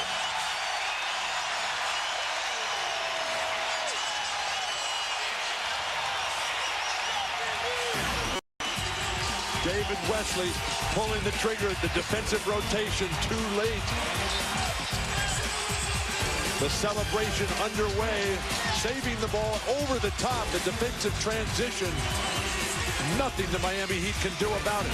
It looks like there's going to be a Game 7 Tuesday in Miami. You're kidding. Lakers and Spurs coming up. Does the 7-day layoff hurt the Spurs, Stephen A? Against anybody else, no. Against the Lakers, it just might. Lakers, Spurs at 3:30 Eastern on ABC. Can't wait for that one, Kevin. As they've had Jazz Fest here this past week in New Orleans. The weather's been a little rough, but it's not stopped everyone from having a good time, and they are certainly having a blast here this afternoon in New Orleans Arena as the Hornets up by 18. Still plenty of time remaining, but they are in complete control of this game right now. And what can the Miami Heat do to salvage something here? Try to get a little self-respect back, try to build maybe a little bit momentum, try to... I don't think they've lost self-respect. It's another game. Grant and McGlure getting involved with each other, talking. Sean Corbin gets in between. I'm surprised there's not a double technical. McGlure already has one, so if he got another one, he'd be gone. Nice post-entry pass, Wade. Good shot from Odom. Odom has had a long afternoon, just 2 of 10 from the field. He has 10 rebounds, but he also has 5 turnovers. But he had his best game here the last time out in the series, 25 points. And 8 rebounds, 6 assists. Surprised he came out today so flat. They're giving Augmon the shot. And a foul call. They finally double foul. It's a double foul on Grant and McGlure. So they'll jump it up. So Grant picks up his second. McGlure picks up his second. And they'll jump it up. The 2 big men going head-to-head again. Brian Grant continues to get his arms entangled, almost like a boxer who's helpless. Just grab on and hold. Brian Grant, who's been forced to play center for so much of his career, a position he does not like. So a center jump, by the way, again, even if teams were in the penalty, you wouldn't shoot free throws on a double foul. You just jump it up at center court. And Grant McGlure again pushing and shoving down the other end. This one's on McGlure. That's his third. Hornets' second team foul. Tim Floyd should just take McGlure out right now. I'm not sure how that's a foul on McGlure. Brian Grant initiated the contact and then stepped underneath him. And Traylor doing a good job saying, get out. Don't get caught. Don't get another technical. Why do players take their shirts out when they go to the bench? A lot of players get technicals in playoff games.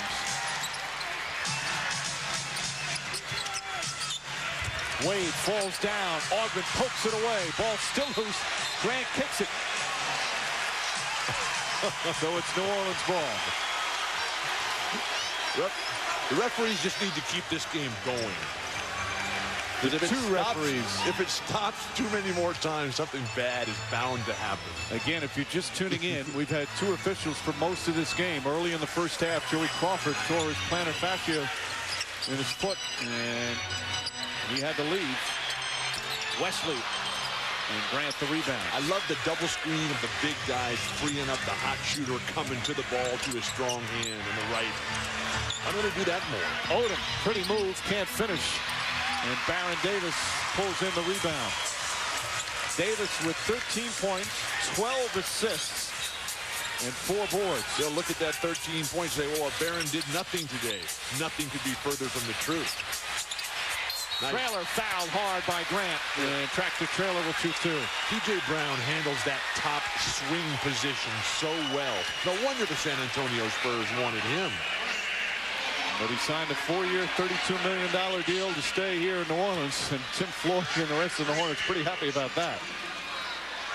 So Tractor Traylor, and former star of Michigan, hits the free throw. Again, he's hardly played here in this postseason. Only played about 13 minutes a game during the regular season with all the depth they have in the front court. A guy who says his Aunt Lydia was his basketball idol. His aunt was a very good player at the University of Detroit. And that was his hoops idol growing up. Tractor's Aunt Lydia? Yep. Just over 6.5 remaining here in the fourth. A 17-point lead for the Hornets. Nice fake from Jones. Steps back, but can't hit the three. P.J. Brown. And a loose ball foul. Now that's a man's rebound right there. That's his 9th rebound. You're right, Bill. Right now, there's a little extra tension between the teams, and with the two officials, has been very physical. Well, P.J. Brown has perfect position. The ball's coming right into him, and Brian Grant continues to initiate contact every single time.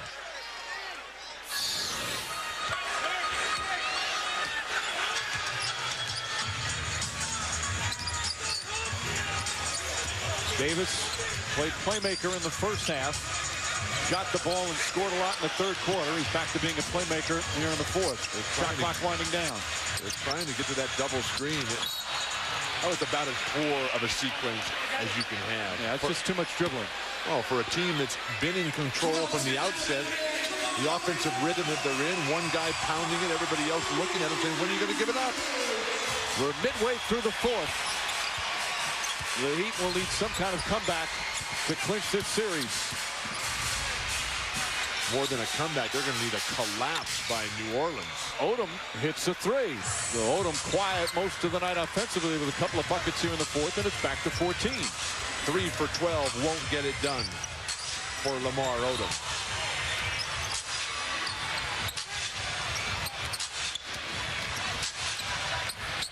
Davis again with the shot clock winding down. Flips it up, not a good shot.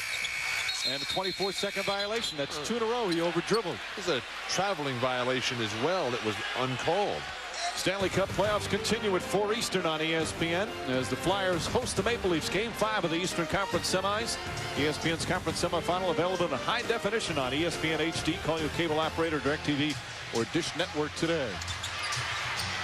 A lot of standing around by Miami playing one-on-one basketball.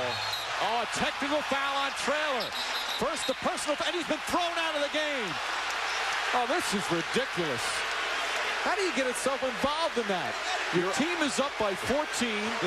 You want to keep your season alive, and you get involved in that stuff, especially he finally plays in the game. Maybe that's one of the reasons why he hasn't been playing much. And he played so well. Just mindless decisions. Wesley with the personal foul, then Traylor who blocked the shot. And then Jamal McGlure goes over and gives him a high five. Well, the fans sending the wrong message, too, by applauding him. Eddie Jones along the baseline. Oh, look at Jones. You see the elbow before. They missed that. And then he pushes down Jones. That was the technical for pushing him down after. With the extra extension of the arms there. Sean Corbin wisely stepping right in there. Now the key is, did he pick up a second technical? So it would be 2 free throws for the personal and 2 technicals. We're waiting to hear. So I think it's a double technical. Now an official can throw out a player on 1 technical. He can automatically throw it out if he feels it's bad enough. But I think that was a double 2 technicals. The key is, was he ejected on 1 or 2, because that's an extra free throw. But they did miss the initial elbow by Eddie Jones on that. They could get 4 free throws out of this and make this a 10-point game. Correct. Obviously, they're consulting with each other and talking with the coaches.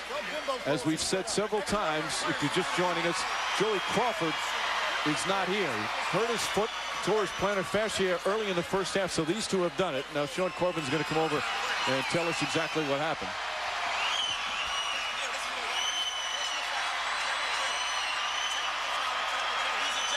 On 1 technical, okay. Right. Thank you, Sean. Sean Corbin explains he threw Traylor out on 1 technical, which they're allowed to do. 2 is an automatic, but the official, it's up to him on 1. So it's going to be 3 free throws. The referees are in complete control and have the ability to do whatever they want at any time. They've done a very, very good job despite there only being 2 of them. Now, yes, they missed Eddie Jones pushing off there, but that happens sometimes. Still no need for Traylor to get involved in that stuff. Like a big bully there coming in against little Eddie Jones. Who'd they call the foul on? On Wesley or Tractor? No, they called it on Traylor. I thought the foul was on Wesley, but Traylor picks up the foul. That's his 4th. We'll take a break. When we come back, the Heat with 3 free throws, down by 14 and 5 minutes to go in the 4th.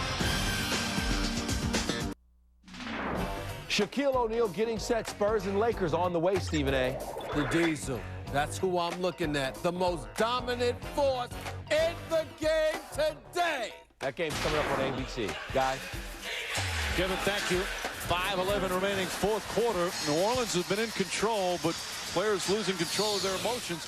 Watch this. Tractor Trailer, you just got ejected from a playoff game. So what do you get? A high five. What is that? Congratulate your teammate for getting thrown out of a playoff game?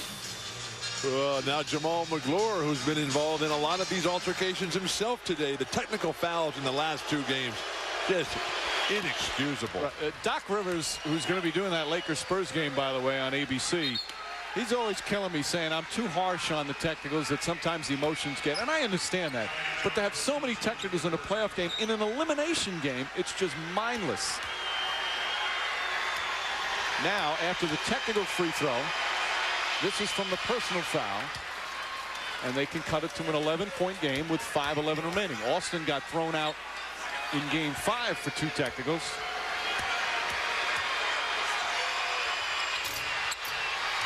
Ryan Grant able to keep it alive. Grant. Oh, Grant throws it down. And just like that, the Heat right back in this game. Without question, Brian Grant's best play of this entire series, and we're at the closing moments of game 6. Davis. It's a post-up Wade. Davis has been looking to shoot last several possessions. This is not a good post-up matchup here. All foot for it, and Davis comes away with it. How does he come out of the pack with that? But his headband is dislodged here. He's going to have to reset it here. He throws it to the sideline, and the crowd responds. They'll cheer anything right now. I love this game. P.J. Brown. Tough shot. You said earlier, P.J. Brown, that's a man's rebound. That's a man's field goal. He had to curve that ball in. He had no angle whatsoever. After terrific defense held its ground against the initial charge by P.J. Still 4 minutes remaining. Offensive foul on Odom. P.J. Brown in the thick of everything. Brown, 3 times in his career, All-NBA second-team defense. And that's the 20th turnover for Miami. Well, he's completely outplayed Lamar Odom, not only today, but throughout the series. The one really big game that Lamar had, and I think Lamar Odom is a budding all-star. Could be a permanent all-star for the next 10 years of his career in the Eastern Conference. Well, this is the first year you could say that. But he needs to do it on a more consistent basis. That's his 5th foul, by the way. But he's really only had one big game. And that was a game they lost. Oh, Wesley pushed off. Offensive foul on Wesley. Eddie Jones, good defensive play. These refs have been right on top of the entirety of this game. Yeah, and it is not easy. 2 officials in such a physical game as Wesley picks up his 5th. Blaine Reichelt and Sean Corbin have done a terrific job in difficult circumstances. No defensive pressure on the perimeter, daring them to jack it up from behind the line. A lot of dribbling by Caron Butler. Butler, nice move and got the bounce. And again, it's a 10-point game, but now there's 3.5 left. Is there any way, if the Hornets win this game, we can ask TNT if we can do Game 7? This is a fun series.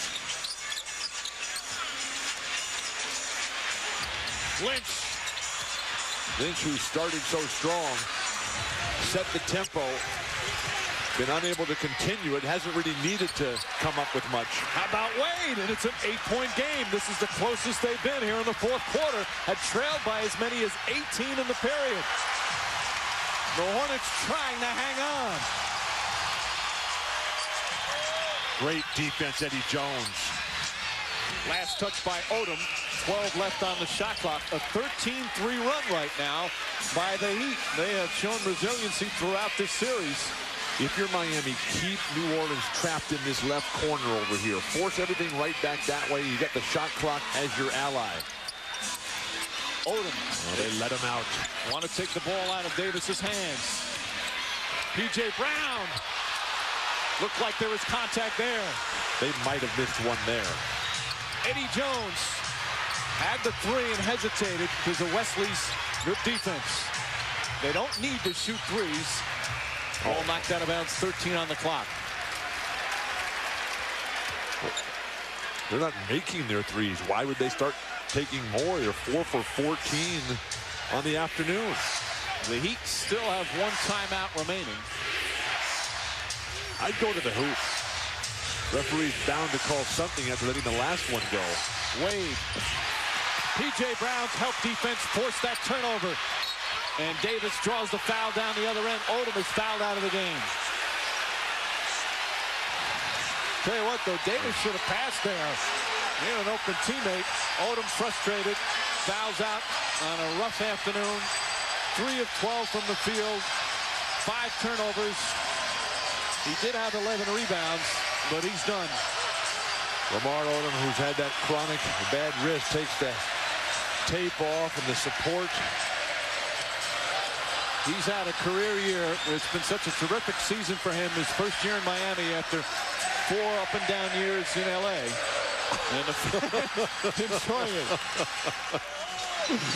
These folks are having the time of their life. They're looking forward to that first Game 6 victory in franchise history. And now, look, he's got Brian Grant and Jamal McLaurin laughing with each other after just being at each other's throats for so long today. Now they're making jokes back and forth. Who would have ever thought? So Davis to the line for the first time today. They've only taken 7 free throws, the Hornets have, compared to 27 by the Heat. Mike, you suggested that he should have passed that time as the jawing back and forth now gets a little lighthearted. It's nice to see as Davis hits that one. Those two have done that all series. They've battled, but they've really respected each other, and that's the way it should be. Well, Game 3, they went face-to-face there, and they really had to be separated. Now Stacey Augmon comes in. Lead back up to 9 with 2:20 remaining. When you suggested that Baron Davis passed on that fast break, the spacing was so poor. And, you know, his teammate was right in the same line as the defender. There was really no opportunity. That's why you have to come in behind the guy who's attacking. Well, that was probably going to be a lane violation on Grant. If he missed it, he probably would have gotten another free throw. Doesn't matter, though, as he knocked it in. A lot of one-on-one dribbling. A good, strong move to the goal from Wade. And Wade now with 25 points. Well, he's played his first terrific playoff game on the road. The Heat hanging in there, but they're running out of time. It's been 4 years since Miami has won a road playoff game. Wesley using P.J. Brown. Won't go. Rasul Butler the rebound.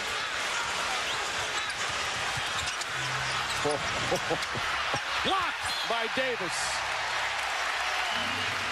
They reset the shot clock, but they shouldn't. I don't know why the shot clock's at 24. They're going to quickly get this straightened away. Sean Corbin says, I've got things under control. And we can only be thankful for Sean Corbin today. Corbin checking with the scores table. Corbin, a pretty good basketball player in his own right. Played at Coppin State. Was a good basketball and baseball player. Now is in 11th year in the NBA.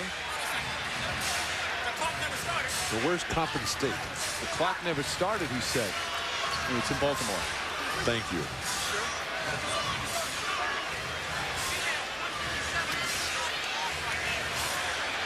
So they're checking now to see, because the clock never started. And they got another altercation going down here.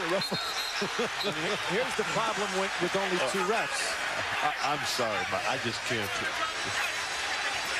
understand why this continues to go on. Sean Corbin directing everyone back to their own benches. P.J. Brown trying to, you know what? If they're not going to go back to the bench, hit them with a technical, and then they'll go back. What is Baron Davis thinking? This is where it's hard with one less referee. Normally you'd have a guy right there by the bench as the other 2 check with the scores table. Well, that's also where you need one of your own guys to take everybody away. So the shot clock never started after the change in possession, so that's where he's checking to see. This has been as wild and bizarre a game as I can recall. So 9 went off the shot clock. They put it at 15. The game clock hadn't started either, so it's 1:47.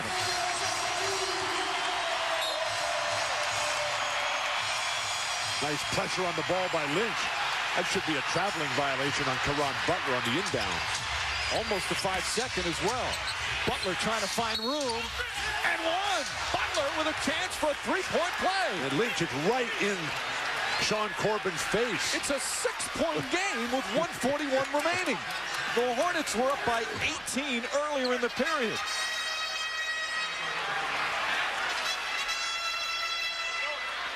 And New Orleans has only themselves to blame here. Beautiful individual athleticism by Caron Butler, who just bulls his way to the hoop. And Lynch just incredibly irate at the refereeing. Butler, one of the few who has not taken a free throw, and that's a costly miss. And an angry George Lynch snatching the rebound. 6-point Hornets lead. They are clinging to this advantage. I love the defensive focus of Dwayne Wade, just right in the eyes and mind of Baron Davis. Davis, again, a bad shot in that situation. Why have they gone away from Jamal McGlure? Butler, hard drive, and gets the roll. 4-point game. Where's the offense for New Orleans? They need to regroup badly. And they'll call timeout. A 19-5 run. And look at Brian Grant looking over at that New Orleans bench, taunting them as he walks off the court. 1:02 remaining. I said about 7 minutes ago, it appears there's going to be a game 7. Not just yet. It's Caron Butler with some big buckets here in the 4th quarter. And a timeout call by the Hornets. Now each team has one timeout remaining. Neither team has a foul to give. And the Hornets have struggled. They've already wasted New Orleans 5 seconds on the shot clock. Their last few possessions have just been atrocious as Baron Davis is over dribbling. The score was 80-62 earlier here in the fourth period. An 18-point lead. And since then, a 19-5 run. They've gone away from Jamal McGlure, who hopefully they'll have the presence of mind to put him back into the lineup. They need some points. They need some rebounds. They need some stops. And he certainly has delivered all of that today. It looks like he's not going to come back in right now because the guys in the game are sitting right now. You know, Bill, when I said that about for the Heat to win this game, they'd have to have an amazing comeback. You added it also would have to be an amazing collapse. And right now, that's what's happening to the Hornets. And the collapse has been mental. Starting with tractor trailers ejection. Well, again, part of it, Baron Davis, who had played such a smart game most of the way, has not made good decisions down the stretch here. But he'll have a chance. How many times have we seen him hit a huge shot with the shot clock winding down here in this series? It's happened time and time again. You see Baron tugging at that left knee sleeve. The knee has been operated on at least twice. Don't waste time if you're New Orleans on this shot clock. You've lost momentum. Wade is on Davis. P.J. Brown with the pick and roll deflected, but Brown gets it. And a reach-in foul on Butler. And they'll shoot free throws. P.J. Brown will shoot 2. Almost a terrific defensive play on the initial double team on the pick and roll. What happens so many times with young players, and Caron Butler is just in his second year with a great future ahead of him. You have the shot clock as your ally at this point. They were down to 8, and PJ was out of his rhythm and comfort zone. Brown 6 for 7 in the series from the line, and the veteran hits a clutch shot. Looks back at Eddie Jones after he hits the free throw. Lead back up to 5. But you're talking about one of the great free throw shooting big men in the NBA, and P.J. Brown regularly over 80%. 78% for his career. Perfect right here in a pressure situation. The Heat do not need a 3. Wade, tough move, and puts it in. What an amazing rookie. But Wade and Butler have just thrown up remarkable shots time and time again in this great comeback. 27 points for Dwayne Wade.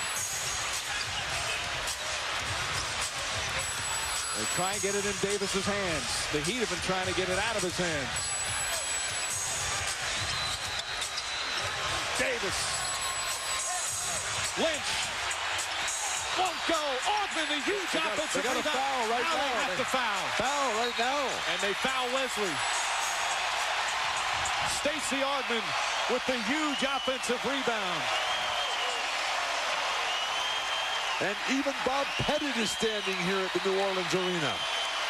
Wesley will go to the line where he's 1 for 1. Bob has to check out. Wesley, a very good free throw shooter.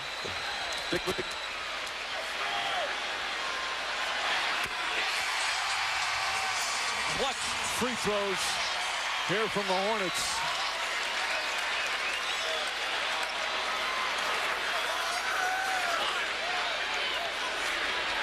And Wesley, who struggled all game long from the offensive end, coming alive in the second half. He's got 9 points now total. Beat the Heat, the chant here. Timeout, Miami. Their final timeout with 15.5 remaining. The Heat will have the ball down by 6. The time for our Sprite Man skills. And those skills have been on full display from the front court of the New Orleans Hornets throughout, as they have a commanding 6-point lead with just 15 seconds. Jamal McGlure throwing it down time and time again. George Lynch, who set the pace early with offense and continued with defense, a willingness to keep that ball moving. And those are our Sprite Mad skills for the afternoon from New Orleans. Now down by 6 out of timeouts with 15.5 remaining. As you see, the terrific performance from Lynch, Brown, and McGlure. 46 total points. The thing now, Miami really has to go for the three. They have to shoot the three-pointer. You would hope so. But the way these guys have been attacking the rim, but they're so short on time now. I think you have to get it in and get some shots. That would be Wade. That would be Eddie Jones, particularly. They're 4 for 14 from three-point range here this afternoon. Remember, this is not a team, Miami, that has a lot of versatility off its bench. They basically got Rasul, Butler, Udonis Haslem, who are some nice front court players. But and there they've started in San Antonio in a game on ABC. Lakers leading the Spurs 6-4 early on. Now, if you're just tuning into this one, the Hornets have led the entire game. They've led by as many as 19. They had an 18-point lead early in the fourth quarter. But the Heat with an unbelievable strong comeback. However, 4 straight clutch free throws have held the Heat at bay. 2 from Brown, 2 from Wesley, and now it's Heat ball. Stan Van Gundy comes with Rafer Alston, who finished in the top 10 in three-point shooting this year. He's not had a good series. Inbound from Caron Butler. They need threes. And they need them quickly. So they got Brian Grant setting screens. Nice defense by Augman. Rasul Butler taking too much time. Butler fires away. And Wesley, there's a foul. And the New Orleans Hornets on the verge of forcing that game 7, and the crowd certainly aware of it. Not a bad look for Rasul Butler, who's the 4th leading scorer in the history of LaSalle basketball. Well, that went off the mark, and that'll pretty much seal it for Stan Van Gundy. But he knows that Game 7 will be on the home floor with the Heat have won 15 in a row. 12 to end the regular season and 3 games in the playoffs. I just love the way the fans at both of these places, over in Miami and in New Orleans, have just been so incredibly supportive of their local teams.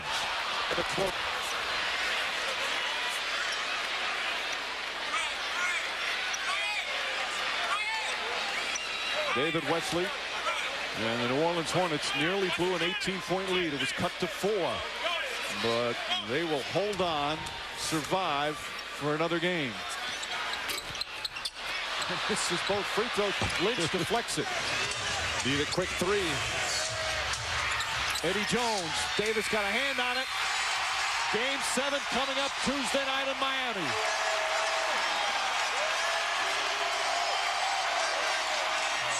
There you see how important home court is.